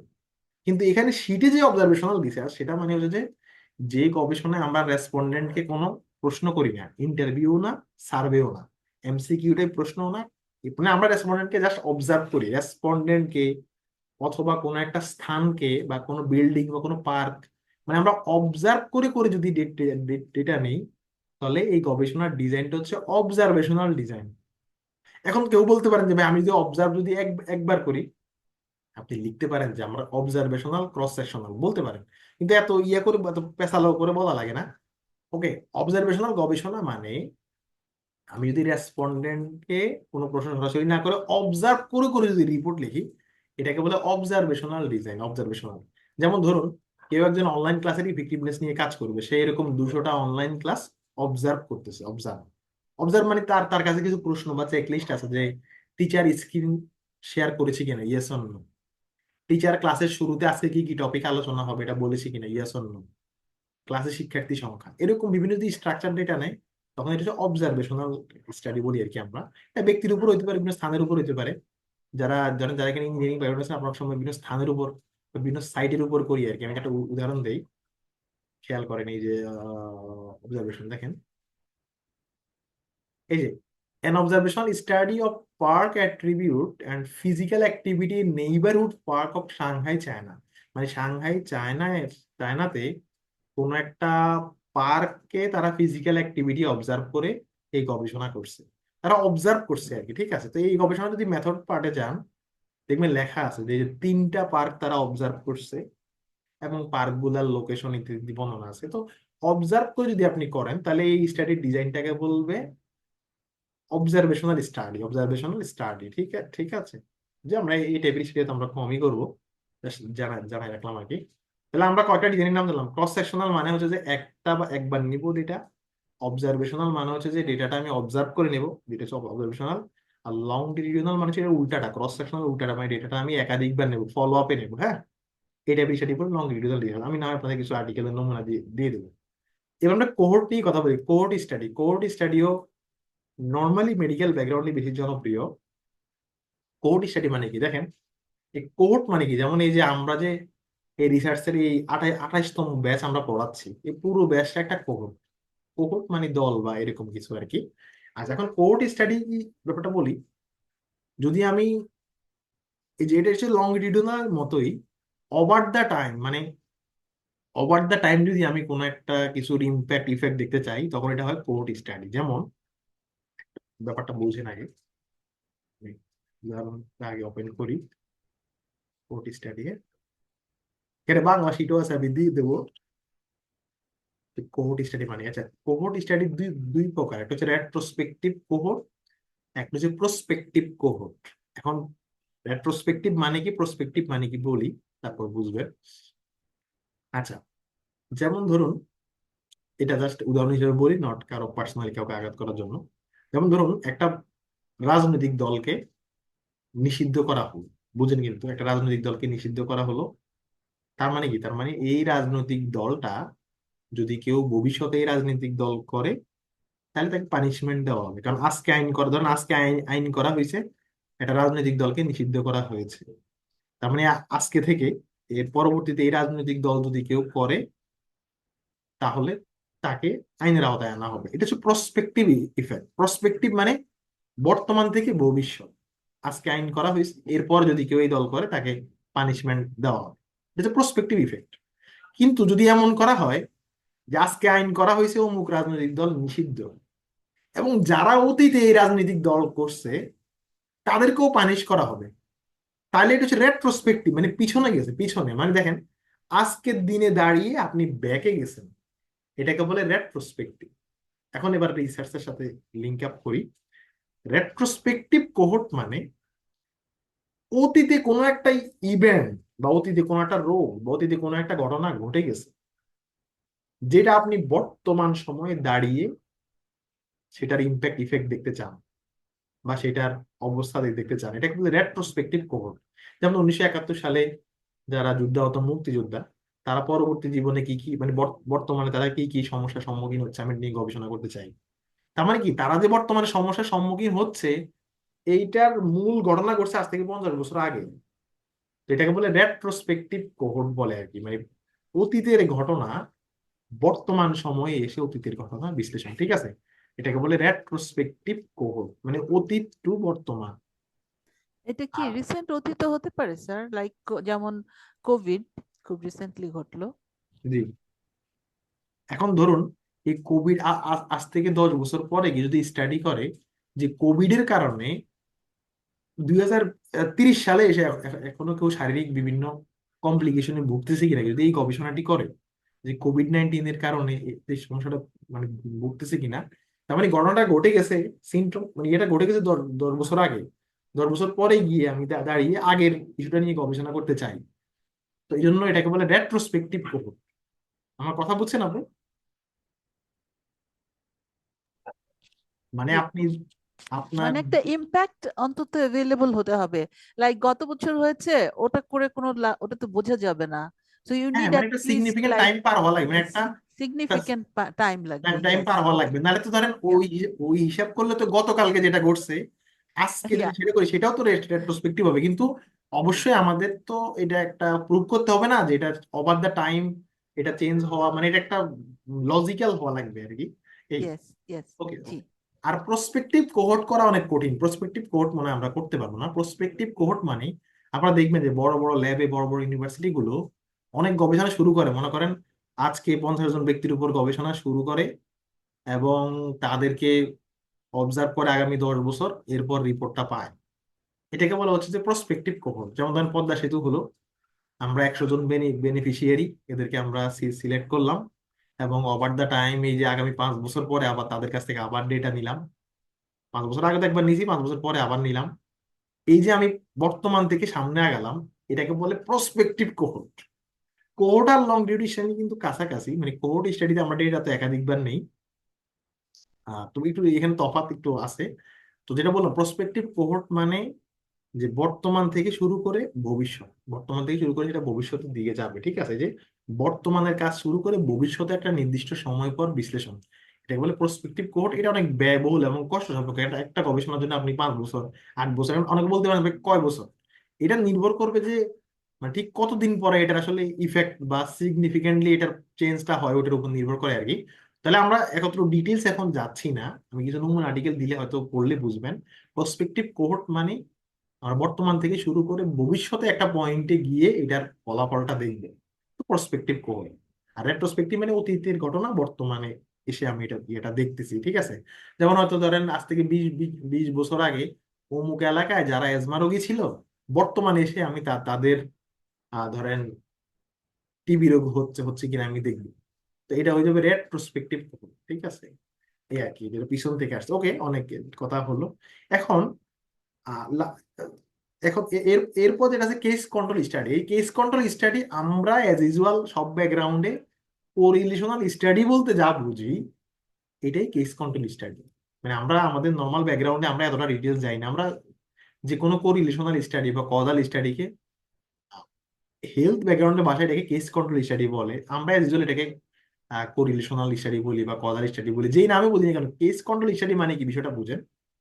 কেস কন্ট্রোল স্টাডি মানে এই গবেষণায় যারা রেসপন্ডেন্ট তাদের মধ্যে একটা গ্রুপ হবে কেস গ্রুপ, একটা গ্রুপ হবে কন্ট্রোল গ্রুপ। একটা গ্রুপ হবে কেস গ্রুপ, একটা গ্রুপ হবে কন্ট্রোল গ্রুপ। আমি একটু শিটটা ওপেন করি তাহলে ভালো হবে। একটা গ্রুপ হবে কেস গ্রুপ, একটা গ্রুপ হবে কন্ট্রোল গ্রুপ। যেমন ধরুন আপনি ধূমপানের কারণে হৃদরোগ হয় কিনা এটা নিয়ে আপনি গবেষণা করতে চান। ধূমপানের কারণে হৃদরোগ হয় কিনা আপনি এটা নিয়ে গবেষণা করতে চান। তো এখন আপনি একটা গ্রুপকে নিছেন যারা ধূমপান করে তাদেরকে, একটা গ্রুপ নিছেন যারা ধূমপান করে না তাদেরকে, ঠিক আছে। মানে আপনার এখানে দুটা দুটা গ্রুপ, একটা গ্রুপ ধূমপান করে, একটা গ্রুপ ধূমপান করে না। আপনি দেখতে চান হৃদরোগ, হৃদরোগ নিয়ে গবেষণা করতে চান। এই যে আপনি একটা কেস গ্রুপ নিছেন, একটা কন্ট্রোল গ্রুপ নিছেন। কেস গ্রুপ মানে হচ্ছে যে যাদের ওই কন্ডিশনটা আছে, মানে যারা ধূমপান করে তারা কেস গ্রুপ, আর কন্ট্রোল গ্রুপে যারা নাই আর কি, ঠিক আছে। আচ্ছা, তো যেটা বললাম যে এই যে একটা গ্রুপ ওই বৈশিষ্ট্য আছে, একটা গ্রুপের বৈশিষ্ট্য নাই। তো এই টাইপের স্টাডি গুলাকে বলা হয় কেস কন্ট্রোল স্টাডি। এই টাইপের স্টাডি গুলাকে বলা হয় কেস কন্ট্রোল স্টাডি, ঠিক আছে। এখন কেস কন্ট্রোল স্টাডির অনেক নিয়ম কানুন আছে। আপনি দুইটা গ্রুপই হওয়া লাগবে সমজাতীয় বা সমশোষী ইকোনমিক ব্যাকগ্রাউন্ডের।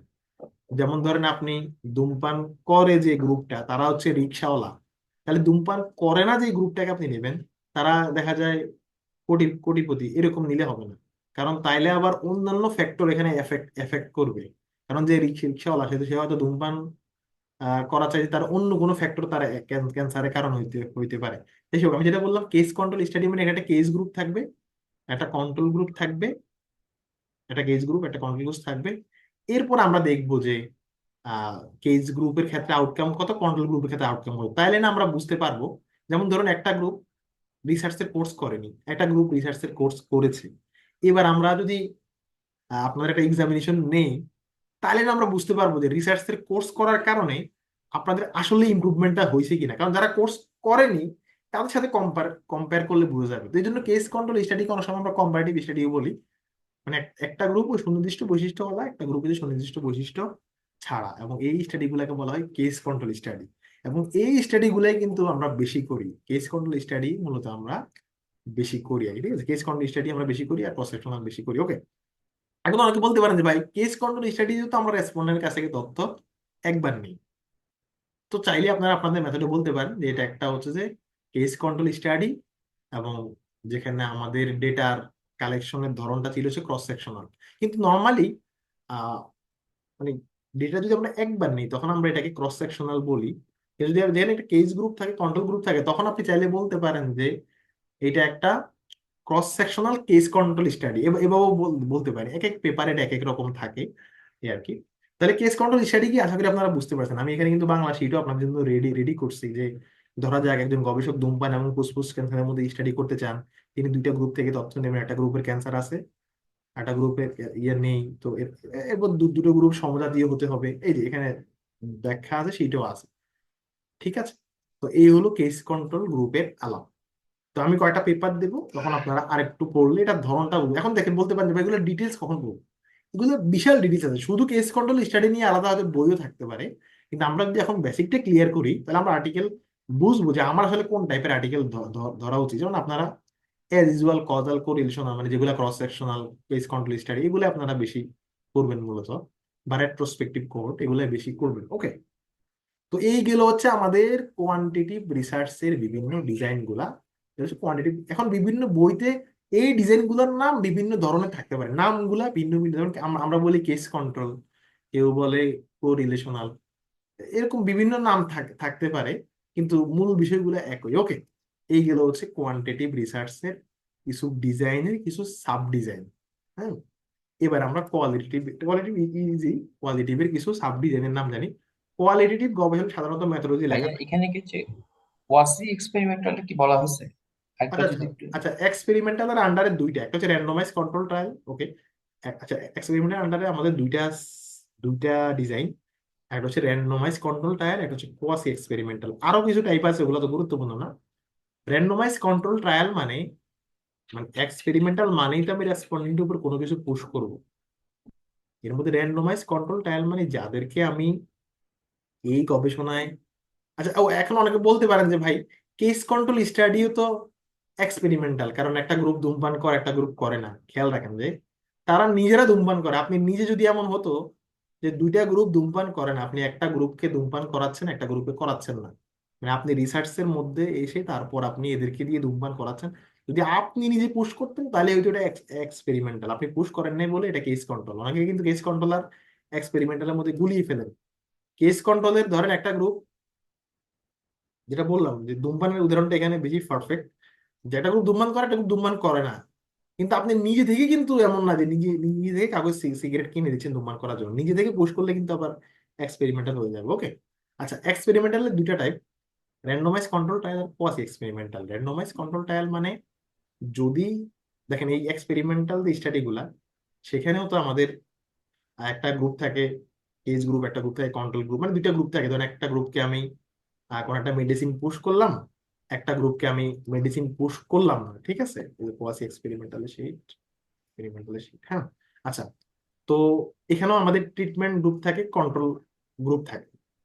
তো র্যান্ডমাইজ কন্ট্রোল ট্রায়াল বলতে মূলত যেটা বোঝায় যে এই গবেষণায় কারা থাকবে কন্ট্রোল গ্রুপে, কারা থাকবে ট্রিটমেন্ট গ্রুপে। মানে সোজা কথা, 100 জন আছে, তার মধ্যে আপনি 50 জনকে মেডিসিন প্রয়োগ করবেন, 50 জনকে মেডিসিন প্রয়োগ করবেন না। আপনি এই 100 জনকে সিলেক্ট করবেন র্যান্ডমলি। আবার এই 100 জনের মধ্যে কোন 50 জন মেডিসিন পাবে, কোন 50 জন মেডিসিন পাবে না, এইটাও সিলেক্ট করবেন র্যান্ডমলি। মানে এখানে ফুল প্রসেসটা র্যান্ডমাইজড হবে। এটাকে বলা হচ্ছে যে র্যান্ডমাইজ কন্ট্রোলটা, মানে র্যান্ডমাইজ মানে পুরো প্রসেসটা হবে র্যান্ডমলি, লটারি পদ্ধতিতে। আপনি নিজে থেকে সিলেক্ট করতে পারবেন না যে এই 50 জন হবে ইয়ে গ্রুপ, ট্রিটমেন্ট গ্রুপ, মানে এই 50 জন মেডিসিন পাবে, এই 50 জন মেডিসিন পাবে না, কারণ এতে বায়াসনেস তৈরি হয়, ওকে। এখানে র্যান্ডমাইজেশনটা হচ্ছে এখানে সবচেয়ে গুরুত্বপূর্ণ। এখন এখানে আরো আরসিটি মানে র্যান্ডমাইজ কন্ট্রোলটা এখন আরো অনেক নিয়ম কানুন আছে। এটা ব্লাইন্ডিং হয়। ব্লাইন্ডিং মানে কি, যেমন যারা রেসপন্ডেন্ট তারা জানে না যে কারা মানে যে যাদের উপর স্টাডি হবে তারা নিজেরা জানে না যে সে কি কন্ট্রোল গ্রুপে আছে নাকি সে ট্রিটমেন্ট গ্রুপে আছে। কারণ একটা গ্রুপকে আপনি মেডিসিন পুশ করতেছেন, একটা গ্রুপকে হয়তো পানি পানি পুশ করতেছেন, একটা গ্রুপকে হয়তো আপনি ট্যাবলেট খাওয়াচ্ছেন অরিজিনালটা, আর একটা গ্রুপকে আপনি হয়তো আটার দলা খাওয়াচ্ছেন, মানে জাস্ট একটা ট্যাবলেটের মতো দেখতে। অর্থাৎ এখানে রেসপন্ডেন্ট নিজেও জানে না যে সে কি ট্রিটমেন্ট গ্রুপে আছে না কন্ট্রোল গ্রুপে আছে। আবার অনেক সময় এমন হয় যে গবেষক নিজেও জানে না, মানে গবেষক যেমন যেগুলা আর আর সিটি হয়, অনেক সময় এটার অ্যানালাইসিসটা বা ট্রায়ালটা কোনো একটা থার্ড পার্টি করে নিরপেক্ষতার স্বার্থে। তার মানে গবেষক নিজেও জানে না যে এই গবেষণায় কারা ট্রিটমেন্ট গ্রুপে আছে আর কারা কন্ট্রোল গ্রুপে আছে। ঠিক আছে, তো এটাকে বলে ডাবল ব্লাইন্ড। এরকম এই ব্লাইন্ডিংটা হয় আর কি আমাদের আরসিটি মানে র্যান্ডমাইজ কন্ট্রোল ট্রায়ালে। আর কোয়াসি যেটা আর কি, এই কোয়াসি এক্সপেরিমেন্টাল স্টাডি যেটা, এটার মেইন তফাৎ হলো আরসিটিতে যেটা মানে র্যান্ডমাইজ কন্ট্রোল ট্রায়ালে রেসপন্ডেন্ট চুজিং এর বিষয়টা হয় র্যান্ডম, আর কোয়াসি এক্সপেরিমেন্টাল স্টাডিতে রেসপন্ডেন্ট চুজিং এর বিষয়টা হয় গবেষক নিজে করে আর কি। এটা ফুল র্যান্ডমাইজেশন হয় না। বললো যে রিসার্চার ম্যানিপুলেট করতে পারে, মানে রিসার্চার কে কন্ট্রোল গ্রুপ হবে কে এই গ্রুপ হবে এটা ঠিক ঠিক করতে পারে। ঠিক আছে, এটাকে বলে কোয়াসি এক্সপেরিমেন্টাল, এবং এখানে ব্লাইন্ডিংটাও কম হয় আর কি। ঠিক আছে, এই আর কি, এটা হচ্ছে মূল তফাৎ। এখন আপনারা আর্টিকেল পড়লে হয়তো আরো একটু ইনসাইট পাবেন। আচ্ছা, এবার আমি কোয়ালিটি বিষয়টিতে যাই, অনেক লং হয়ে যাচ্ছে লেকচার। আমি আবারও বলছি, দেখেন অনেকে বলতে পারেন যে ভাই তাহলে আমরা র্যান্ডমাইজ কন্ট্রোল ট্রায়াল এটা নিয়ে তো আরো ডিটেল জানা দরকার। অবশ্যই জানা দরকার, কিন্তু এক একটা টাইপ এত বিশাল যে আপনি জেনে শেষ করতে পারবেন না। ফলে আপনারা শিটগুলো দেখবেন, মানে এগুলো আস্তে আস্তে ডেভেলপড হবে আর কি। আপনারা চাইলেই এখন এক্সপেরিমেন্টাল স্টাডি করতে পারবেন না, এখনই চাইলে ট্রায়াল করতে পারবেন না, কিন্তু এই পার্টগুলো বোঝা খুবই জরুরি। ওকে, তো এই গেল কোয়ান্টিটিভ ডিজাইন গুলা, এগুলো খুবই গুরুত্বপূর্ণ। এগুলো অনেক ডিটেলস বললাম। এবার কোয়ালিটিভ ডিজাইন গুলো বলি, এটা খুব অল্প সময় লাগবে। কোয়ালিটিভের বেশিরভাগ পেপারে দেখবেন লেখা থাকে যে ফেনোমেনোলজিক্যাল ডিজাইন বা বেসিক কোয়ালিটিভ ডিজাইন বা এরকম বিভিন্ন নামে এটা থাকে। এক এক আসলে কি এক এক বইতে এগুলাকে এক এক নাম দেয়, এই হলো সমস্যা। তো ফেনোমেনোলজিক্যাল কোয়ালিটিভ স্টাডি মানে কি? প্রথম কথা হলো কোয়ালিটিভ স্টাডি করি আমরা মূলত ধরেন বিভিন্ন রিকমেন্ডেশন, সাজেশন, সুপারিশ বা কোনো একটা সমস্যার বর্ণনা ডিটেলস তুলে ধরার জন্য আমরা কোয়ালিটিভ স্টাডি করি।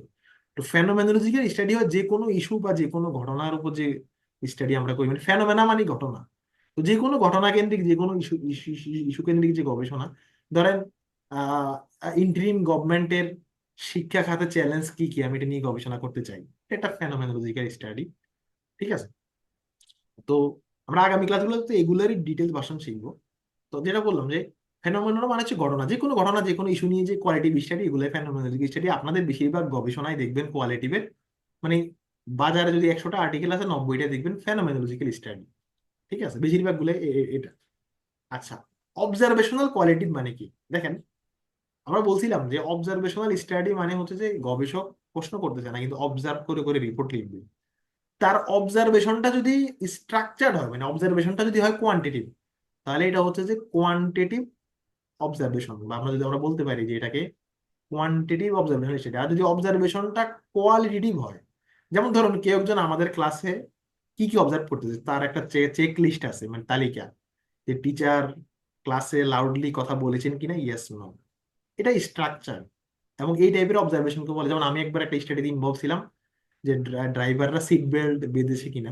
তা আমরা যেখানে ট্রাফিক সিগন্যাল হয় সেখানে দাঁড়ায় দেখতাম এবং রিপোর্টে লিখতাম আর কি যে গাড়ি নাম্বার এত বেল্ট পরেছে, গাড়ি নাম্বার এত বেল্ট পরেনি, ইয়েস নো।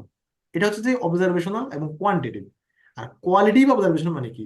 যদি আপনি কোনো একটা গোষ্ঠী, বিশেষ করে এগুলো মার্জিনালাইজড পিপল যারা, তাদের উপর হয়, যেমন আমাদের যেমন ক্ষুদ্র নৃতাত্ত্বিক গোষ্ঠী বা আদিবাসী যেটাই বলি না কেন, তো উনাদের উপর যে স্টাডি গুলো অনেক সময় গুলো অবজারভেশনাল হয়।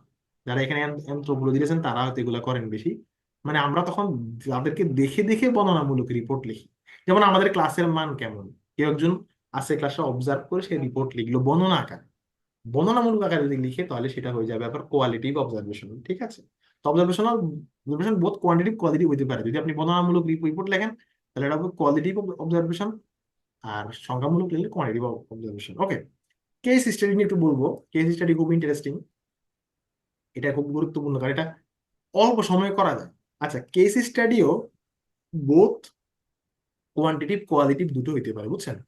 Case study both qualitative quantitative দুটো হইতে পারে। মানে এখানে যারা বিজনেস ব্যাকগ্রাউন্ডে আছেন, আপনাদের কেস স্টাডি গুলা হয় কোয়ান্টিটিভ টাইপ। কোয়ান্টিটিভ টাইপ মানে কি, যেমন ধরুন একটা উদাহরণ দিই আর কি। ধরেন কথার কথা, পিৎজা বার্গ বাংলাদেশে কেন এত জনপ্রিয় হয়ে গেল, আমি এটা নিয়ে গবেষণা করতে চাই, মানে সুনির্দিষ্ট একটা কোম্পানির উপর। এটাকে বলে কেস স্টাডি, মানে একটা কোম্পানি। অথবা হুট করে আপনি দেখলেন যে আপনার এলাকার একটা ছেলে মাসে 20 লাখ টাকা করে ইনকাম করতে হুট করে বড় লোক হয়ে গেছে, একটা বিশেষ ঘটনা। কেস স্টাডি মানে হচ্ছে বিশেষ ঘটনা। আমরা জানি যে কোয়ালিটি স্টাডি হয় ঘটনা বা ইস্যুর উপর, কিন্তু ঘটনাটা যদি বিশেষ ঘটনা হয়, যেমন ধরেন আপনার চেম্বারে অ্যাজ ইউজুয়াল রুগী আসে, কিন্তু দুজন রুগী আপনি পেলেন খুবই রেয়ার, মানে তাদের টাইফয়েড হয়েছে কিন্তু তাদের সিমটম গুলা অন্যদের চাইতে একদম রেয়ার। এই রেয়ার রুগীদের উপর হবে কেস স্টাডি। কেস স্টাডি মানেই ঘটনা বা প্রতিষ্ঠানটা রেয়ার হইতে হবে। যেমন আপনি হয়তো ধরেন কেন এখন অ্যারোমেটিক সাবান মানুষ ব্যবহার করে না, আপনি এটা নিয়ে কেস স্টাডি করতেছেন। তো যারা বিজনেস ব্যাকগ্রাউন্ডে, আপনাদের কেস স্টাডি গুলা হয় সেকেন্ডারি ডেটার উপর, এবং টাইপটা হয় কোয়ান্টিটিভ। বিভিন্ন আপনি পরিসংখ্যান তথ্য উপাত্ত সেখানে উপস্থাপন করেন। কেস স্টাডি গুলো হয় কোয়ান্টিটিভ এবং সেকেন্ডারি সোর্স থেকে, মানে বিভিন্ন রিপোর্ট থেকে আমরা ডেটাগুলো নেই। ঠিক আছে। আর এর বাইরে সব কেস স্টাডি হচ্ছে কোয়ালিটি। মানে কেস স্টাডি পেপার করা খুবই ইজি। আমি যে আপনাদেরকে নমুনা দেখাই, 4-5 পেজের পেপার, এবং এই পেপারগুলো ছোট হয়। আমি আপনাকে বলি, যেমন এটা একটা paper, diagnosis and treatment of cerebral sympathetic gamma a 3 cases, মানে 3জন রুগী পাইছে তাদের অমুক অমুক বৈশিষ্ট্য পাওয়া গেছে। ইন্ট্রোডাকশন পার্টটা লিখবেন, মেথোডোলজি লাগবে না। এরপর জাস্ট ওই 3টা কেসের বর্ণনা, মানে ওই 3টা কেস সম্পর্কে 3টা গল্প আকারে বর্ণনা। ধরুন আমি গবেষণা করতেছি যে আহ, বাংলাদেশের ধরেন freelancing A case study on, এক এক- এক ব্যক্তির নাম বললাম, এক ব্যক্তির উপরও কিন্তু কেস স্টাডি হইতে পারে, বা একটা প্রতিষ্ঠান হইতে পারে। কেস স্টাডি হয় একটা ব্যক্তি বা আমরা যেমন পত্রিকায় বিভিন্ন নিউজ দেখি, অমুক কুমির চাষির গল্প, তমুক ফ্রিল্যান্সারের গল্প, আমরা পত্রিকা অনেক সময় দেখি না, এরকম বিভিন্ন ফিচার নিউজ হয়। একজ্যাক্ট ওই ফিচার নিউজ গুলো যেভাবে লিখে, কেস স্টাডির অ্যানালাইসিস পার্টটা ওইভাবে লিখে। আমি আপনাদের একটা থিসিস শেয়ার করে দেবো, যে দেখবেন যে ওখানে আর্সেনিক হয়েছে এমন 10 জনের উপর কেস স্টাডি করা হয়েছে। জাস্ট কিছুই না, ওই 10 জনের কিভাবে আর্সেনিক হয়েছে, সে কি সমস্যা ফেস করতেছে, তার ছদ্মনাম দিয়ে তার গল্প আকারে বলে দিছে, হয়ে গেল case case study. Case study ব্যবহার করার জন্য খুবই খুবই ইজি। তবে শর্ত হইলো নর্মাল বিষয়ের উপর কেস স্টাডি করলে হবে না। আপনি যদি বলেন যে বাংলাদেশের বিশ্ববিদ্যালয়ের শিক্ষকরা বা বাংলাদেশের প্রাইমারি শিক্ষকরা বেতন কম পাওয়ার কারণে কি কি সমস্যা ফেস করে, আপনি এটা নিয়ে কেস স্টাডি করবেন। এখন বাংলাদেশের প্রাইমারি টিচাররা যে বেতন কম পাওয়ার কারণে তাদের যে সমস্যা হয়, এটা কি খুব 2-1 জনের সমস্যা হয়? এটা তো সবারই সমস্যা। বলে এটা নিয়ে কিন্তু কেস স্টাডি হবে না, এটা নিয়ে হবে কোয়ালিটিভ স্টাডি, মানে ফেনোমেনোলজিক্যাল স্টাডি। ঠিক আছে। কিন্তু মনে করেন বেতন কম পাওয়াতে আত্মহত্যা করছে 3জন মানুষ, এই যদি আপনি গবেষণা করেন, এটা হবে একটা কেস স্টাডি। অনেকে বলতে পারেন ভাই আত্মহত্যা করেছে, তাহলে আমরা ইন্টারভিউ কেমনে নেবো? তো না, আত্মহত্যা যে করছে এই 3টা ঘটনার বর্ণনা, এটাই হয়ে যাবে আমার কেস স্টাডি। ঠিক আছে, ঠিক আছে। তার মানে কি, ঘটনাটা যদি অ্যাজ ইউজুয়াল হয়, যেমন বাংলাদেশের রানা প্লাজা ধ্বংস হয়েছে, রানা প্লাজা ধ্বংস হওয়ার কারণে মানুষের কি কি পরবর্তী জীবনে কি কি ক্ষতি হয়েছে, এটা নিয়ে আপনি গবেষণা করলে এটা হবে ফেনোমেনোলজিক্যাল কোয়ালিটিভ স্টাডি। কিন্তু রানা প্লাজাতে আশ্চর্যজনকভাবে বেঁচে গেছে এমন একজনের উপর যদি আপনি স্টাডি করেন, তার গল্পটা যদি তুলে তুলে ধরেন, এইটা হবে হচ্ছে কেস স্টাডি। ঠিক আছে। আপনি কেস স্টাডি হইতে হলে ঘটনাটাকে বিশেষ ঘটনা হওয়া লাগবে, রুগীটাকে রেয়ার রুগী হওয়া লাগবে। এটা একজন ব্যক্তির উপরও হইতে পারে, একজন ব্যক্তির উপরও কিন্তু হইতে পারে। একজনের উপর হইলে বলে আমরা বলি কেস রিপোর্ট, একাধিকের উপর হইলে বলে আমরা কেস সিরিজ, বা এমনি ইউজুয়াল আমরা এগুলোকে কেস কেস স্টাডি বলি। তাই যেটা বললাম যে কেস স্টাডি হইতে হলে ঘটনাটাকে বিশেষ ঘটনা হওয়া লাগবে। কোন একটা কোম্পানি হয়তো বিলুপ্ত হয়ে গেল, এটা একটা বিশেষ ঘটনা। কোন একটা কোম্পানি হঠাৎ করে জনপ্রিয় হয়ে গেল, বিশেষ ঘটনা। কোন একটা প্রতিষ্ঠান হুট করে মার্কেটে একটা ভালো পজিশন পেয়ে গেল, একটা বিশেষ ঘটনা। ঠিক আছে। কোন একটা রোগের যে ডিজিজের লক্ষণ এই রোগীদের মধ্যে সেটা নাই, এটা একটা রেয়ার ঘটনা। রেয়ার যে কোনো কিছু নিয়েই আমাদের হয় কেস স্টাডি। আশা করি বুঝতে পারছেন। ওকে। এবার কোয়ালিটিভের আরো যে টুকটাক যেমন বায়োগ্রাফি টাইপ রিসার্চ, এগুলোকে আসলে ওইভাবে রিসার্চ আমরা বলি না, আরবিটারি আর্টিকেল বলি। আরবিটারি আর্টিকেল মানে ধরেন কথা কথা বাংলাদেশের একজন বিখ্যাত বিজ্ঞানী আব্দুস সামাদ, তার উপর আপনি একটা বায়োগ্রাফি লিখলেন তার স্মরণে। তো এই টাইপের স্টাডি এগুলো কোয়ালিটিভের আন্ডারে পড়ে, কিন্তু এগুলো আসলে অত প্রয়োজন নেই আর কি। জাস্ট বইয়ে আছে বলে আমি দিছি, এগুলো তো প্রয়োজন নাই। বায়োগ্রাফি বলি আর কি আমরা, প্রয়োজন নেই। আর কিছু রিসার্চকে আমরা বলি ডকুমেন্টারি, মানে যদি আমরা বলি ডকুমেন্টারি অ্যাপ্রোচ, মানে ডকুমেন্টারি অ্যাপ্রোচ মানে হচ্ছে যে কথা কথা আপনি বিভিন্ন ছবি ভিডিও অ্যানালাইসিস করে করে যদি রিপোর্ট লেখেন, এগুলাকে ডকুমেন্টারি অ্যাপ্রোচ বলে। আমি এটা এখানে দেই নেই, কিন্তু এটাও একটা টাইপ আর কি। আচ্ছা, আরো দুই একটা টাইপ আছে, আমি এখানে অত দেই নাই। যেমন একটা আছে যে, এই যে এটা এক্সাক্ট নামটা কি বলে আমার খেয়াল নাই, মেবি কন্টেন্ট কন্টেন্ট অ্যাপ্রোচ বা এরকম একটা নাম বলে। সেটা হচ্ছে, আচ্ছা একটা জিনিস মাথায় রাখেন যে আমরা এগুলা যা পড়তেছি সব কিন্তু প্রাইমারি স্টাডির জন্য, প্রাইমারি গবেষণার জন্য, রিভিউ আর্টিকেলের জন্য না। আমরা প্রাইমারি গবেষণার জন্য পড়তেছি, ঠিক আছে ঠিক আছে। আচ্ছা কন্টেন্টটা আমি এখন নাই বলি, একটা ছোট্ট একটা টাইপ আছে আমার স্মরণে পড়তেছে না, ওটা কোয়ালিটিভ স্টাডির খুবই ক্ষুদ্র একটা অংশ, আমি সামহাও খেয়াল করতে পারতেছি না। আচ্ছা, আর গ্রাউন্ড থিওরিটা আমাদের প্রয়োজন নেই। গ্রাউন্ড থিওরি মানে যেই কোয়ালিটিভ স্টাডির মাধ্যমে আমরা থিওরি তৈরি করি, এটা করতে হলে আমাদের অনেক বড় ল্যাব সেটিং, অনেক বিশাল স্যাম্পল সাইজ, অনেক কিছু লাগবে, এটা আমাদের দ্বারা সম্ভব না। এরকম পেপার খুব একটা অনলাইনে পাবেন না। আপনারা যারা কোয়ালিটিভ স্টাডি করবেন, বেশিরভাগ গবেষণায় মূলত কোয়ালিটিভ ফেনোমেনোলজিক্যাল স্টাডি, এটাকে বিভিন্ন বইয়ে দেখবেন লেখা আছে বেসিক ইন্টারপ্রেটিভ স্টাডি বা বেসিক কোয়ালিটিভ স্টাডি, এরকম বিভিন্ন নাম দেয়। আমি জাস্ট বইতে আছে বলে এগুলাই আলাপ করলাম। মূলত আমরা ফেনোমেনোলজিক্যালটাই করব, মাঝে মাঝে কেস স্টাডি চাইলে করতে পারি আর কি, ঠিক আছে। হেলথে যারা আছেন তারা চাইলে কেস স্টাডি করতে পারেন, যারা বিজনেস ব্যাকগ্রাউন্ড আছে আপনারা চাইলে কেস স্টাডি করতে পারেন। এই দুই ব্যাকগ্রাউন্ডের জন্য আমি বিশেষ করে বলবো কেস স্টাডিটা আলাদা গুরুত্বপূর্ণ। লাস্ট আমরা সেকেন্ড যেটা পড়বো সেটা হচ্ছে মিক্স মেথড। মিক্স মেথডটা নিয়ে অনেকে আমরা প্যারা খাই বা অনেকে কঠিন মনে করি, বিষয়টা এরকম না। খেয়াল রাখবেন যে যেমন ধরেন বাংলাদেশ ক্রিকেট দলে যারা আছে তারা হয় ব্যাটসম্যান অথবা বোলার, আবার যে একই সাথে ব্যাটিং এবং বোলিং দুটাই পারে তাকে আমি বলি অলরাউন্ডার। এখন অলরাউন্ডার কিন্তু আলাদা কোনো স্কিল না, মানে সে ব্যাটিংও ভালো পারে বোলিংও ভালো পারে, আমরা তাকে বলি অলরাউন্ডার। ঠিক তেমনি মিক্স মেথড আলাদা কোনো কিছু না। কোনো একটা গবেষণায় যদি আমরা গবেষণার প্রয়োজনে কোয়ালিটিভ পার্টও নেই কোয়ান্টিটিভ পার্টও নেই, তখন এটাকে বলে মিক্স মেথড। মানে একই গবেষণা আমরা যদি কোয়ালিটিভ নেই কোয়ান্টিটিভ নেই, এটাকে বলে মিক্স মেথড। কোয়ালিটিভ কোয়ান্টিটিভের মেইন তফাৎ হলো কোয়ান্টিটিভ রিসার্চে আমরা স্ট্রাকচার এমসিকিউ টাইপ প্রশ্ন করি, কোয়ালিটিভ রিসার্চে আমরা উন্মুক্ত প্রশ্ন করি। মানে কোনো গবেষণা যদি আপনি দুই টাইপের প্রশ্নই করেন, এটা হয়ে যাবে মিক্স মেথড, ওকে। এবং মিক্স মেথডের পেপারে এত শাখা প্রশাখার নাম না বললে চলে, শুধু বললে হয় যে আমি মিক্স মেথড ডিজাইন বা মিক্স মেথড অ্যাপ্রোচ ফলো করেছি। বেশিরভাগ পেপার এটাই দেখবেন যে this study follows mix method approach. আর যদি থিসিস করেন তাহলে একটু মানে বর্ণনাটা একটু ডিটেলস হয়, আর কিছু না। আমি আপনাদেরকে জাস্ট একটা থিসিসের একটা ইয়ে দেখাই, মানে খুবই সম্প্রতি লেখা হয়েছে একটা থিসিসের মেথডোলজি পার্ট। প্রথমে বললো the research adopt mix method design combining both qualitative and quantitative design. Qualitative অ্যাপ্রোচের একটু এটা থিসিস তাই অনেক বড় আর কি, পেপারে হলে এতটুকু লিখলে না, আর থিসিসে হলে এবার কোয়ান্টিটিভের একটু বর্ণনা কোয়ালিটিভের একটু বর্ণনা, এই যে বর্ণনা দিয়ে দিল, ঠিক আছে, বর্ণনা দিয়ে দিল। তো মিক্স মেথড মানে যে গবেষণায় আমরা কোয়ালিটিভ কোয়ান্টিটিভ বোথ ফলো করব, এটা প্রয়োজন হয়। যেমন ধরেন কোন একটা গবেষণায় আমি ডেঙ্গু সম্পর্কে মানুষের নলেজ অ্যাওয়ারনেস এগুলো জানতে চাই, একইভাবে আবার ডেঙ্গু রোধ করতে হলে কি কি করণীয় সেটাও জানতে চাই। মানে যে গবেষণাগুলোতে আমরা সমস্যার চিত্র উপস্থাপন করি আবার সমাধানও জানতে চাই, সাধারণত সেই টাইপের গবেষণাগুলো মিক্স মেথড। এবং বর্তমান সময়ে কিন্তু মিক্স মেথডের আমাদের ডিমান্ড অনেক বাড়ছে। তবে খেয়াল রাখবেন মিক্স মেথড মানেই কিন্তু আপনার প্রতিটা স্টেপে স্টেপে quantitative part qualitative part quantitative part qualitative part, মানে একটু টাফ হবে। যারা পিএইচডি করবেন যারা থিসিস করবেন বেশিরভাগই দেখবেন মিক্স মেথডে করে, কারণ ওগুলো একটু বড় হয় এই আর কি। তো মিক্স মেথডেরও আবার শাখা প্রশাখা আছে, এক এক বইতে এক এক রকম। আমি এগুলো নিয়েছি সম্ভবত অ্যালেন ব্রাইম্যানের বই থেকে। আমি আবার বলি মিক্স মেথডের শাখা প্রশাখা আপনার অত না জানলেও চলবে আর কি, মানে এটা তো গুরুত্বপূর্ণ না। এটা হচ্ছে convergent mix method. Convergent mix method মানে যেই গবেষণায় কোয়ালিটিভ এবং কোয়ান্টিটিভ পার্ট দুটোই প্রাধান্য পায়, মানে চারটা অবজেক্টিভের ধরেন দুটো কোয়ান্টিটিভ দুটো কোয়ালিটিভের, মানে দুটো পার্টই প্রাধান্য পায়, এটাকে বলে কনভার্জেন্ট মিক্স মেথড। আর যেই গবেষণায় কোয়ান্টিটিভ পার্ট প্রাধান্য পায় এটাকে বলে explanatory mix method. Explanatory mix method আমি একটা পেপারের উদাহরণ দেখাই এক্সপ্লেনেটরি মিক্স মেথডের।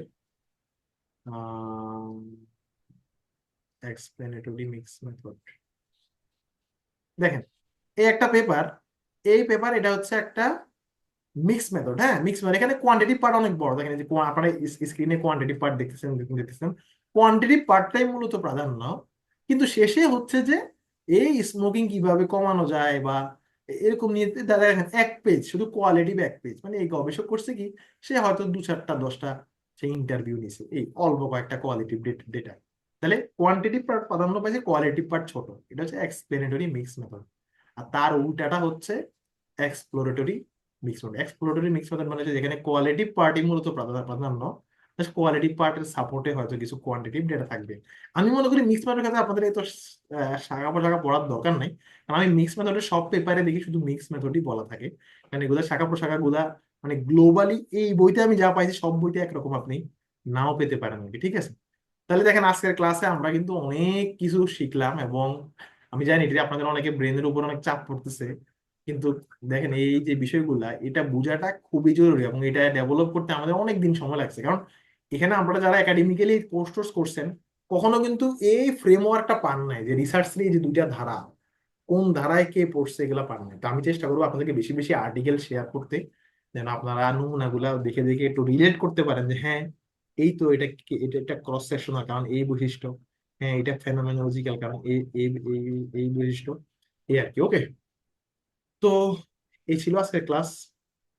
খুবই লং ক্লাস হলো দুটো ব্যাচেই, এবং থিওরিটিক্যাল ক্লাস আসলে সত্যি কথা বলতে থিওরিটিক্যাল ক্লাস নেওয়াও একটু ইয়ে, কিন্তু আমাদের থিওরিটিক্যাল ক্লাস আর বেশি নাই, আমাদের আগামী তিনটা ক্লাস এরকম থিওরিটিক্যাল আর কি। কিন্তু আমরা আরেকটা জিনিস বলে রাখি শেষে, খেয়াল রাখবেন যে ম্যাথোডোলজি আপনি বুঝেন এটা লেখা কোনো বিষয় না। মানে ম্যাথোডোলজি যদি আপনি বুঝেন, যেমন ধরেন আপনি যদি জাস্ট খেয়াল করেন, আমি বলছি যে ম্যাথোডোলজিতে এই পার্টগুলো থাকে, আপনি জানলেন যে হ্যাঁ আপনার গবেষণার ডিজাইন হচ্ছে ক্রস সেকশন, গবেষণাটি হবে কথার কথা ঢাকায়, গবেষণাটি হবে ধরুন এতিমখানার বাচ্চাদের উপর।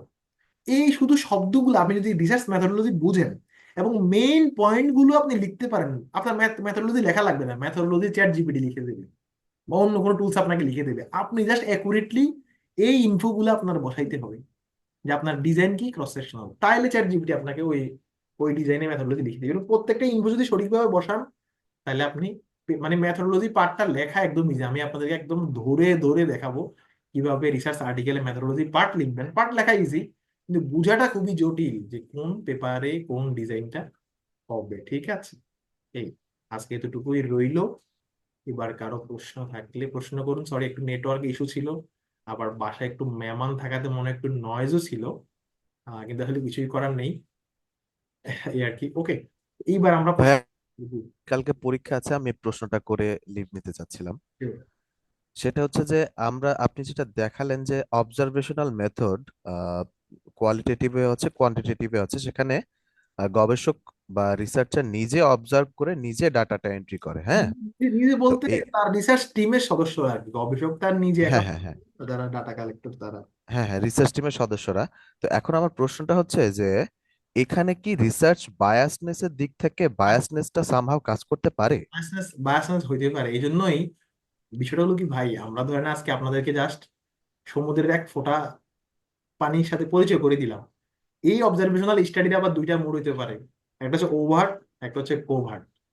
ওভার্ট মানে হচ্ছে যে যেমন ধরুন আমাদের আজকের ক্লাস কেউ একজন অবজার্ভ করতেছে, আমরা যদি জানি তাহলে কিন্তু আমরা ক্লাসটা ভালো করে নেওয়ার চেষ্টা চেষ্টা করবো, তাই না? বা সোজা কথা বলে হ্যাঁ হ্যাঁ আপনার হ্যাঁ বাসায় মেহমান আসবে, যেমন আমাদের বাসায় আজকে আমাদের গ্রাম থেকে আর কি আমার ভাবিরা আসছে, আন্টিরা আসছে, তো স্বাভাবিকভাবে আমরা রেগুলার যা খাওয়া দাওয়া করি এতে একটু ভালো রান্না বান্না হয়েছে। তার তার তার মানে হ্যাঁ কি অ্যাকচুয়াল অ্যাকচুয়াল চিত্রটা পাচ্ছি না, তো এটাকে বলে ওভার্ট। আর কোভার্ট মানে হুম, হচ্ছে যে তারা হুট করে চলে চলে আসছে আমাদেরকে না বলে, ঠিক আছে, মানে জানেন আর কি, মানে যাদেরকে অবজার্ভ করা হুম, হচ্ছে তারা জানে না। এরকম অনেক প্রোটোকল আছে। তো আপনি যখন ওভার্ট করবেন, তো মানে আপনার তখন জাস্টিফিকেশন দেওয়া লাগবে যে আপনি যে বায়াস হন নাই সেই এগুলো তো আমাদের সামনের ক্লাসে আসবে, যে স্যাম্পলিং টেকনিক বা জাস্টিফিকেশন, এগুলো তো নিয়ম কানুন আছে। আমি যে বললাম যে অবজার্ভ করলে অবজারভেশনাল হবে, এখন এই অবজার্ভ করার তো কিছু প্রোটোকল বা নিয়ম কানুন থাকবেই।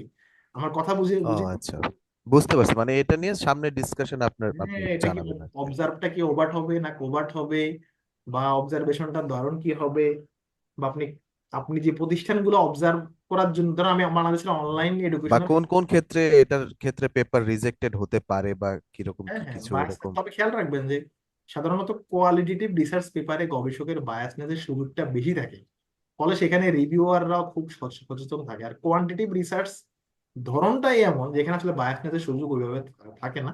সামনের ক্লাসগুলোতে বুঝবো। তো প্রশ্নটা আপনার খুব চমৎকার ছিল।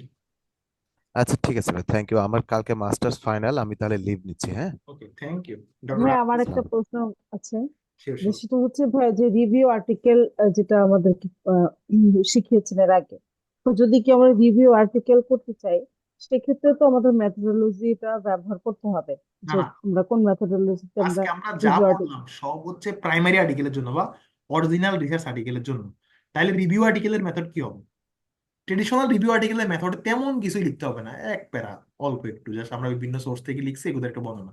কিন্তু সিস্টেমেটিক রিভিউ আর্টিকেলে মেথডোলজি পার্টে ওই যে গতকালকে ভাইয়া দেখালো না যে আপনি কোন কোন ডেটাবেস চুজ করছেন, কোন কোন কিওয়ার্ড গুলা দিয়ে সার্চ করছেন, আপনি আর্টিকেল চূড়ান্ত ভাবে সিলেক্ট করার ধাপগুলা কি ছিল, ইনক্লুশন ক্রাইটেরিয়া, এক্সক্লুশন ক্রাইটেরিয়া, এই সবগুলা মিলেই তো রিভিউ আর্টিকেলের মেথডোলজি কিন্তু একটু ভিন্ন। এগুলা চাইতে নমুনা দেখলেই মানে চেঞ্জটা চোখে পড়বে। আচ্ছা, আরেকজন হাত তুলেছেন, প্রশ্ন করুন। ভাইয়া আমি জানতে চাচ্ছিলাম যে আমার কিছু স্যাম্পল আমি কালেক্ট করলাম এবং স্যাম্পল গুলোর উপরে আমি ডিফারেন্ট কাইন্ড অফ ট্রিটমেন্ট দিলাম।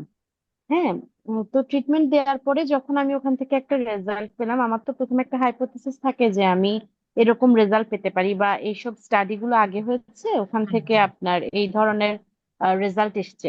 তো আমার রেজাল্টটা এমন হতে পারে, কিন্তু হয়তো দেখা গেল যে রেজাল্ট কিছুটা ডিফারেন্ট আসলো, বা আমি পেলাম এক রকমের বা আগে আমি অনেকে বুঝতে পারছি, অন্যরকম পেয়েছে। সিচুয়েশন বুঝতে পারছি। হুম। হ্যাঁ, তো তাহলে সেক্ষেত্রে আমার আসলে এই যে আমার কাজটা, হ্যাঁ, এই কাজটা আসলে কি ধরনের রিসার্চের মধ্যে পড়েছে? Qualitative, quantitative or mixed method? Hypothesis শব্দটা আসলেই বুঝে যাবেন এটা কোয়ান্টিটিভ।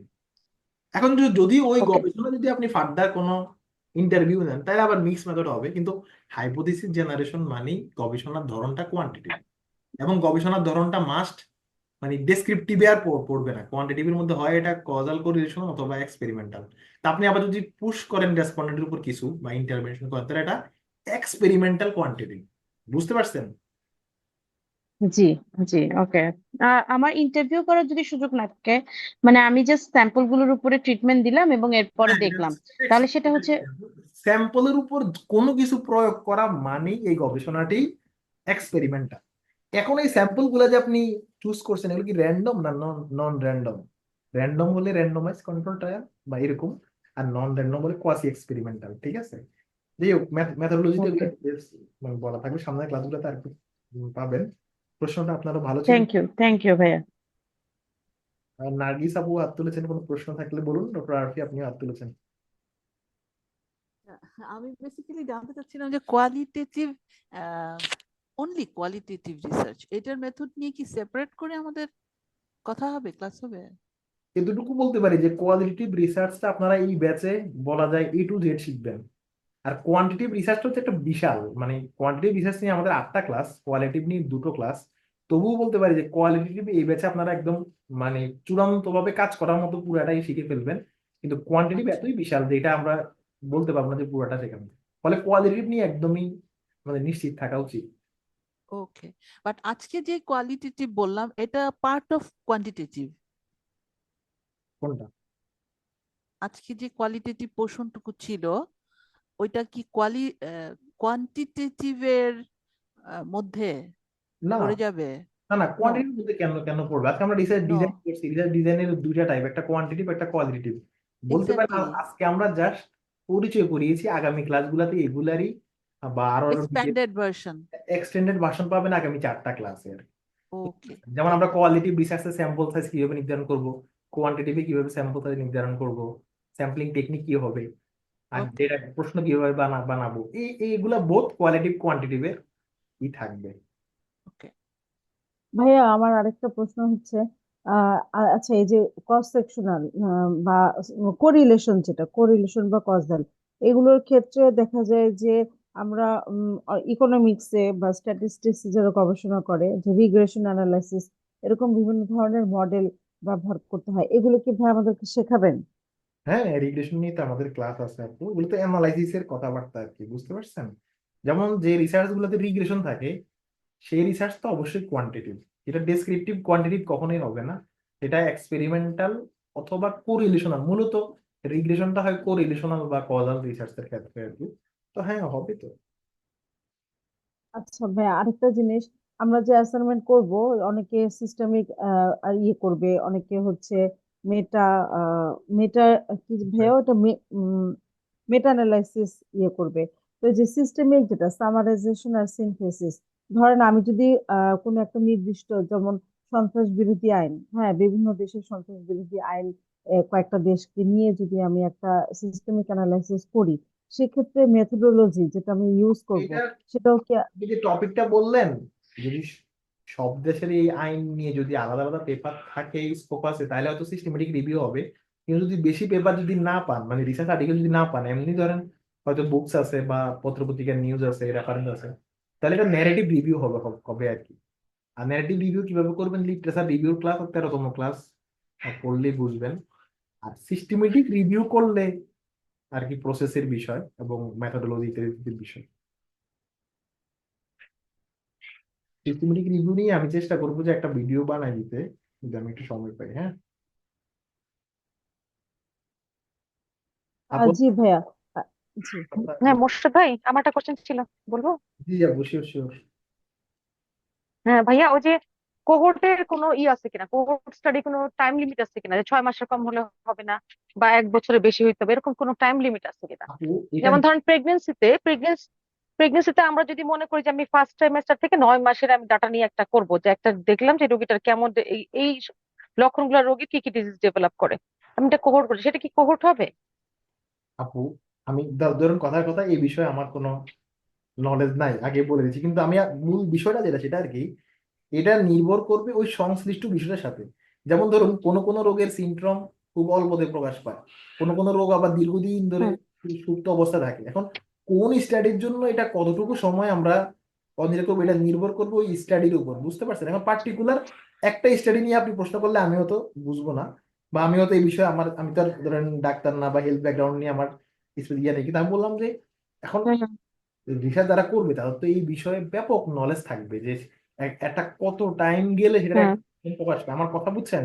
বা রিলেভেন্ট যে স্টাডি হ্যাঁ সেটাই। হুম হয়েছে, হুম বা সোজা হুম কথা, হুম রিলেভেন্ট যে স্টাডি গুলো অন্যান্য দেশে হয়েছে, ওনারা আসলে কতটা সময় পর কনসিডার করছে, এটা ভালো হয়। আমরা যেটা করি আর কি, যে দেখেন মেথোডোলজিক্যাল ডেভেলপমেন্টটা কিন্তু হুম এক হয় না, দীর্ঘদিন রিসার্চ হয়ে তারপর একটা জায়গায় আসে। ফলে আমরা যখনই, বিশেষ করে হেলথ ব্যাকগ্রাউন্ডে যারা হুম আছে, হুম আমরা যখনই কোনো একটা স্টাডি প্রোটোকল দেখি, আমরা চেষ্টা করি যে ভালো হুম।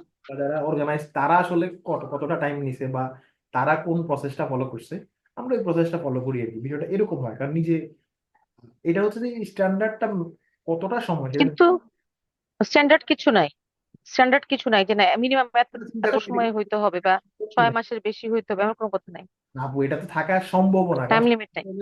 সব রোগের কি আচ্ছা। রিঅ্যাকশন টাইম বা প্রকাশ পাওয়ার হ্যাঁ হ্যাঁ। এক এক না তো আসলে। এমনও তো রোগ আছে যেটা হয়তো হুম। না না, মানে যেমন আমি বলছি যেটা, যেমন প্রেগনেন্সি পিরিয়ডে যেটা হবে সেটা তো তোমার 9 মাসের মধ্যেই প্রকাশ পাবে, কথা বুঝতে পারছেন না? এটা তো পরে আর প্রকাশ পাওয়ার সুযোগ নাই, প্রেগনেন্সি তো 9 মাস। না, আমি বুঝতে তো পারছি। আমি যদি মনে করি যে হ্যাঁ, আপনি হ্যাঁ তাহলে সেটা আর কি, ওই জন্য প্রেগনেন্সি, বললাম।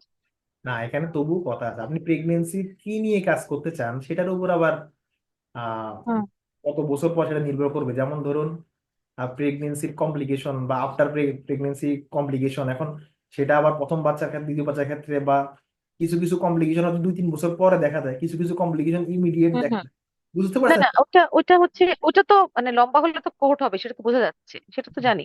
কিন্তু শুধুমাত্র প্রেগনেন্সি পিরিয়ডে যদি আমি একটা পেশেন্টকে ফলো আপ করে কোনো কিছু করতে চাই, যেমন হচ্ছে আমি দেখলাম যে এই যে একটা ধরেন একটা আমি একটা বের করলাম, যে যাদের ফ্যামিলি হিস্ট্রি খুবই স্ট্রং ডায়াবেটিস থাকে, তাদের কোনো না কোনো সময় ডায়াবেটিসটা হতে পারে। তো সেই ক্ষেত্রে আমি মানে প্রেগনেন্সি পিরিয়ডে ডায়াবেটিস সেটা হতে পারে, সেটাকে বললে হচ্ছে জেস্টেশনাল ডায়াবেটিস। তো সেক্ষেত্রে আমি ফলো আপ করলাম, এখন আমি প্রতি মাসেই ধরেন ফলো আপ করে দেখলাম তার ডায়াবেটিস হচ্ছে কি হচ্ছে না, সেই যে জিনিসটা। এখন সেটা কি আমি এইভাবে করলে, যদি আমি প্রতি মাসেই একটা করে নিচ্ছি, 9 মাস পর্যন্ত এটা আপু, একটা ডাটা এটা কালেক্ট এটা করছি, আপনার সেটা কি আপু, মানে কোহর্ট হবে? আমি বুঝতে পারছি আপনার কনসার্ন। আমরা এই সামনে 2টা ক্লাসে পাবেন, হুম, কিছু গাইডলাইন থাকে। আচ্ছা। এই টাইপের স্টাডি করলে হুম হুম ধরেন হুম, কথা কথা অমুক গাইডলাইনটা মেনে মেনে চলতে হবে, বুঝছেন? যেমন আমরা বললাম না, আচ্ছা আচ্ছা। প্রিজমা একটা গাইডলাইন। তো এরকম পার্টিকুলার হুম ক্ষেত্রে আমি গাইডলাইন থাকে, হয়তো আমরা গাইডলাইন জানি না, কিন্তু আপনি দেখতে পারেন ইন্ডিয়া বা ইউএসএ তে যারা সিমিলার স্টাডি করছে প্রেগনেন্সি নিয়ে, আচ্ছা। তারা কতদিন পর পর হুম। এটা, বা এটার ওয়ার্ল্ড ওয়াইড স্ট্যান্ডার্ড এটা কত, যে কতদিন পর পর ফলো আপ আচ্ছা করতে। আচ্ছা। এই বিষয়গুলো সবসময় রেফারেন্স নির্ভর। আমার কথা কথা বুঝছেন? হুম। এই আর কি। হয়তো আচ্ছা, আরেকটা কথা হচ্ছে যে আপনি যে বলতে চাচ্ছিলেন যে যেমন ক্রস সেকশনের একটা সিঙ্গেল ফ্রেম আমি নিব, ডাটা নিব, নিয়ে সেটাকে আমি ক্রস সেকশনাল বলবো। এখন একটা স্টাডি আছে যে আমি একটা, যেমন পিএলজিএফ একটা ফ্যাক্টর, সেই ফ্যাক্টরটা যার কম তার ফিটাল এবং ম্যাটার্নাল আউটকাম খারাপ। অবজারভেশনটা এরকম ছিল যে একটা নির্দিষ্ট সময়ে, যেমন ডেলিভারি 7 দিন আগে আমি পিএলজিএফ ওই এটার মার্কারটা করলাম, করার পরে যারা কম তাদের কি কি কমপ্লিকেশন হচ্ছে। তো এখানে কিন্তু যখন কমপ্লিকেশন হচ্ছে, টাইমটা হচ্ছে 14 দিন আমি মা এবং বাচ্চাকে ফলো আপ করছি যে এদের কি কি কমপ্লিকেশন হচ্ছে। তো এখন আমি কিন্তু যখন প্রতিদিনই কিন্তু তাদেরকে দেখছি, 14 দিনের মধ্যে প্রতিদিন দেখছি তাদের কি কি কমপ্লিকেশন, মাকে বাচ্চাকে আলাদা করে অবজারভেশন করছি। কিন্তু পিএলজিএফ কিন্তু আমি একবার নিলাম, সিঙ্গেল টাইম নিলাম এর আগে, ডেলিভারির আগে 7 দিন আগে। এখন এই জিনিসটা আসলে কি হবে তাহলে? এটার এটার হচ্ছে আমি মানে কমপ্লিকেশন দেখছি অনেকবার, প্রতিদিন একটা করে, কিন্তু আমি মেইন যে যার সঙ্গে আমি একটা ভ্যারিয়েবল পিএলজিএফ যেটা, সেটা কিন্তু আমি একবার নিলাম। তাহলে সেক্ষেত্রে এটা কি মানে ক্রস সেকশনাল বলবো নাকি কি এই- বলবো এটাকে তখন আমি? এখানে হয়তো কিছু ফলো আপও ছিল, আবার কিছু ডেটা আমি একবারও নিয়েছি, ঠিক আছে?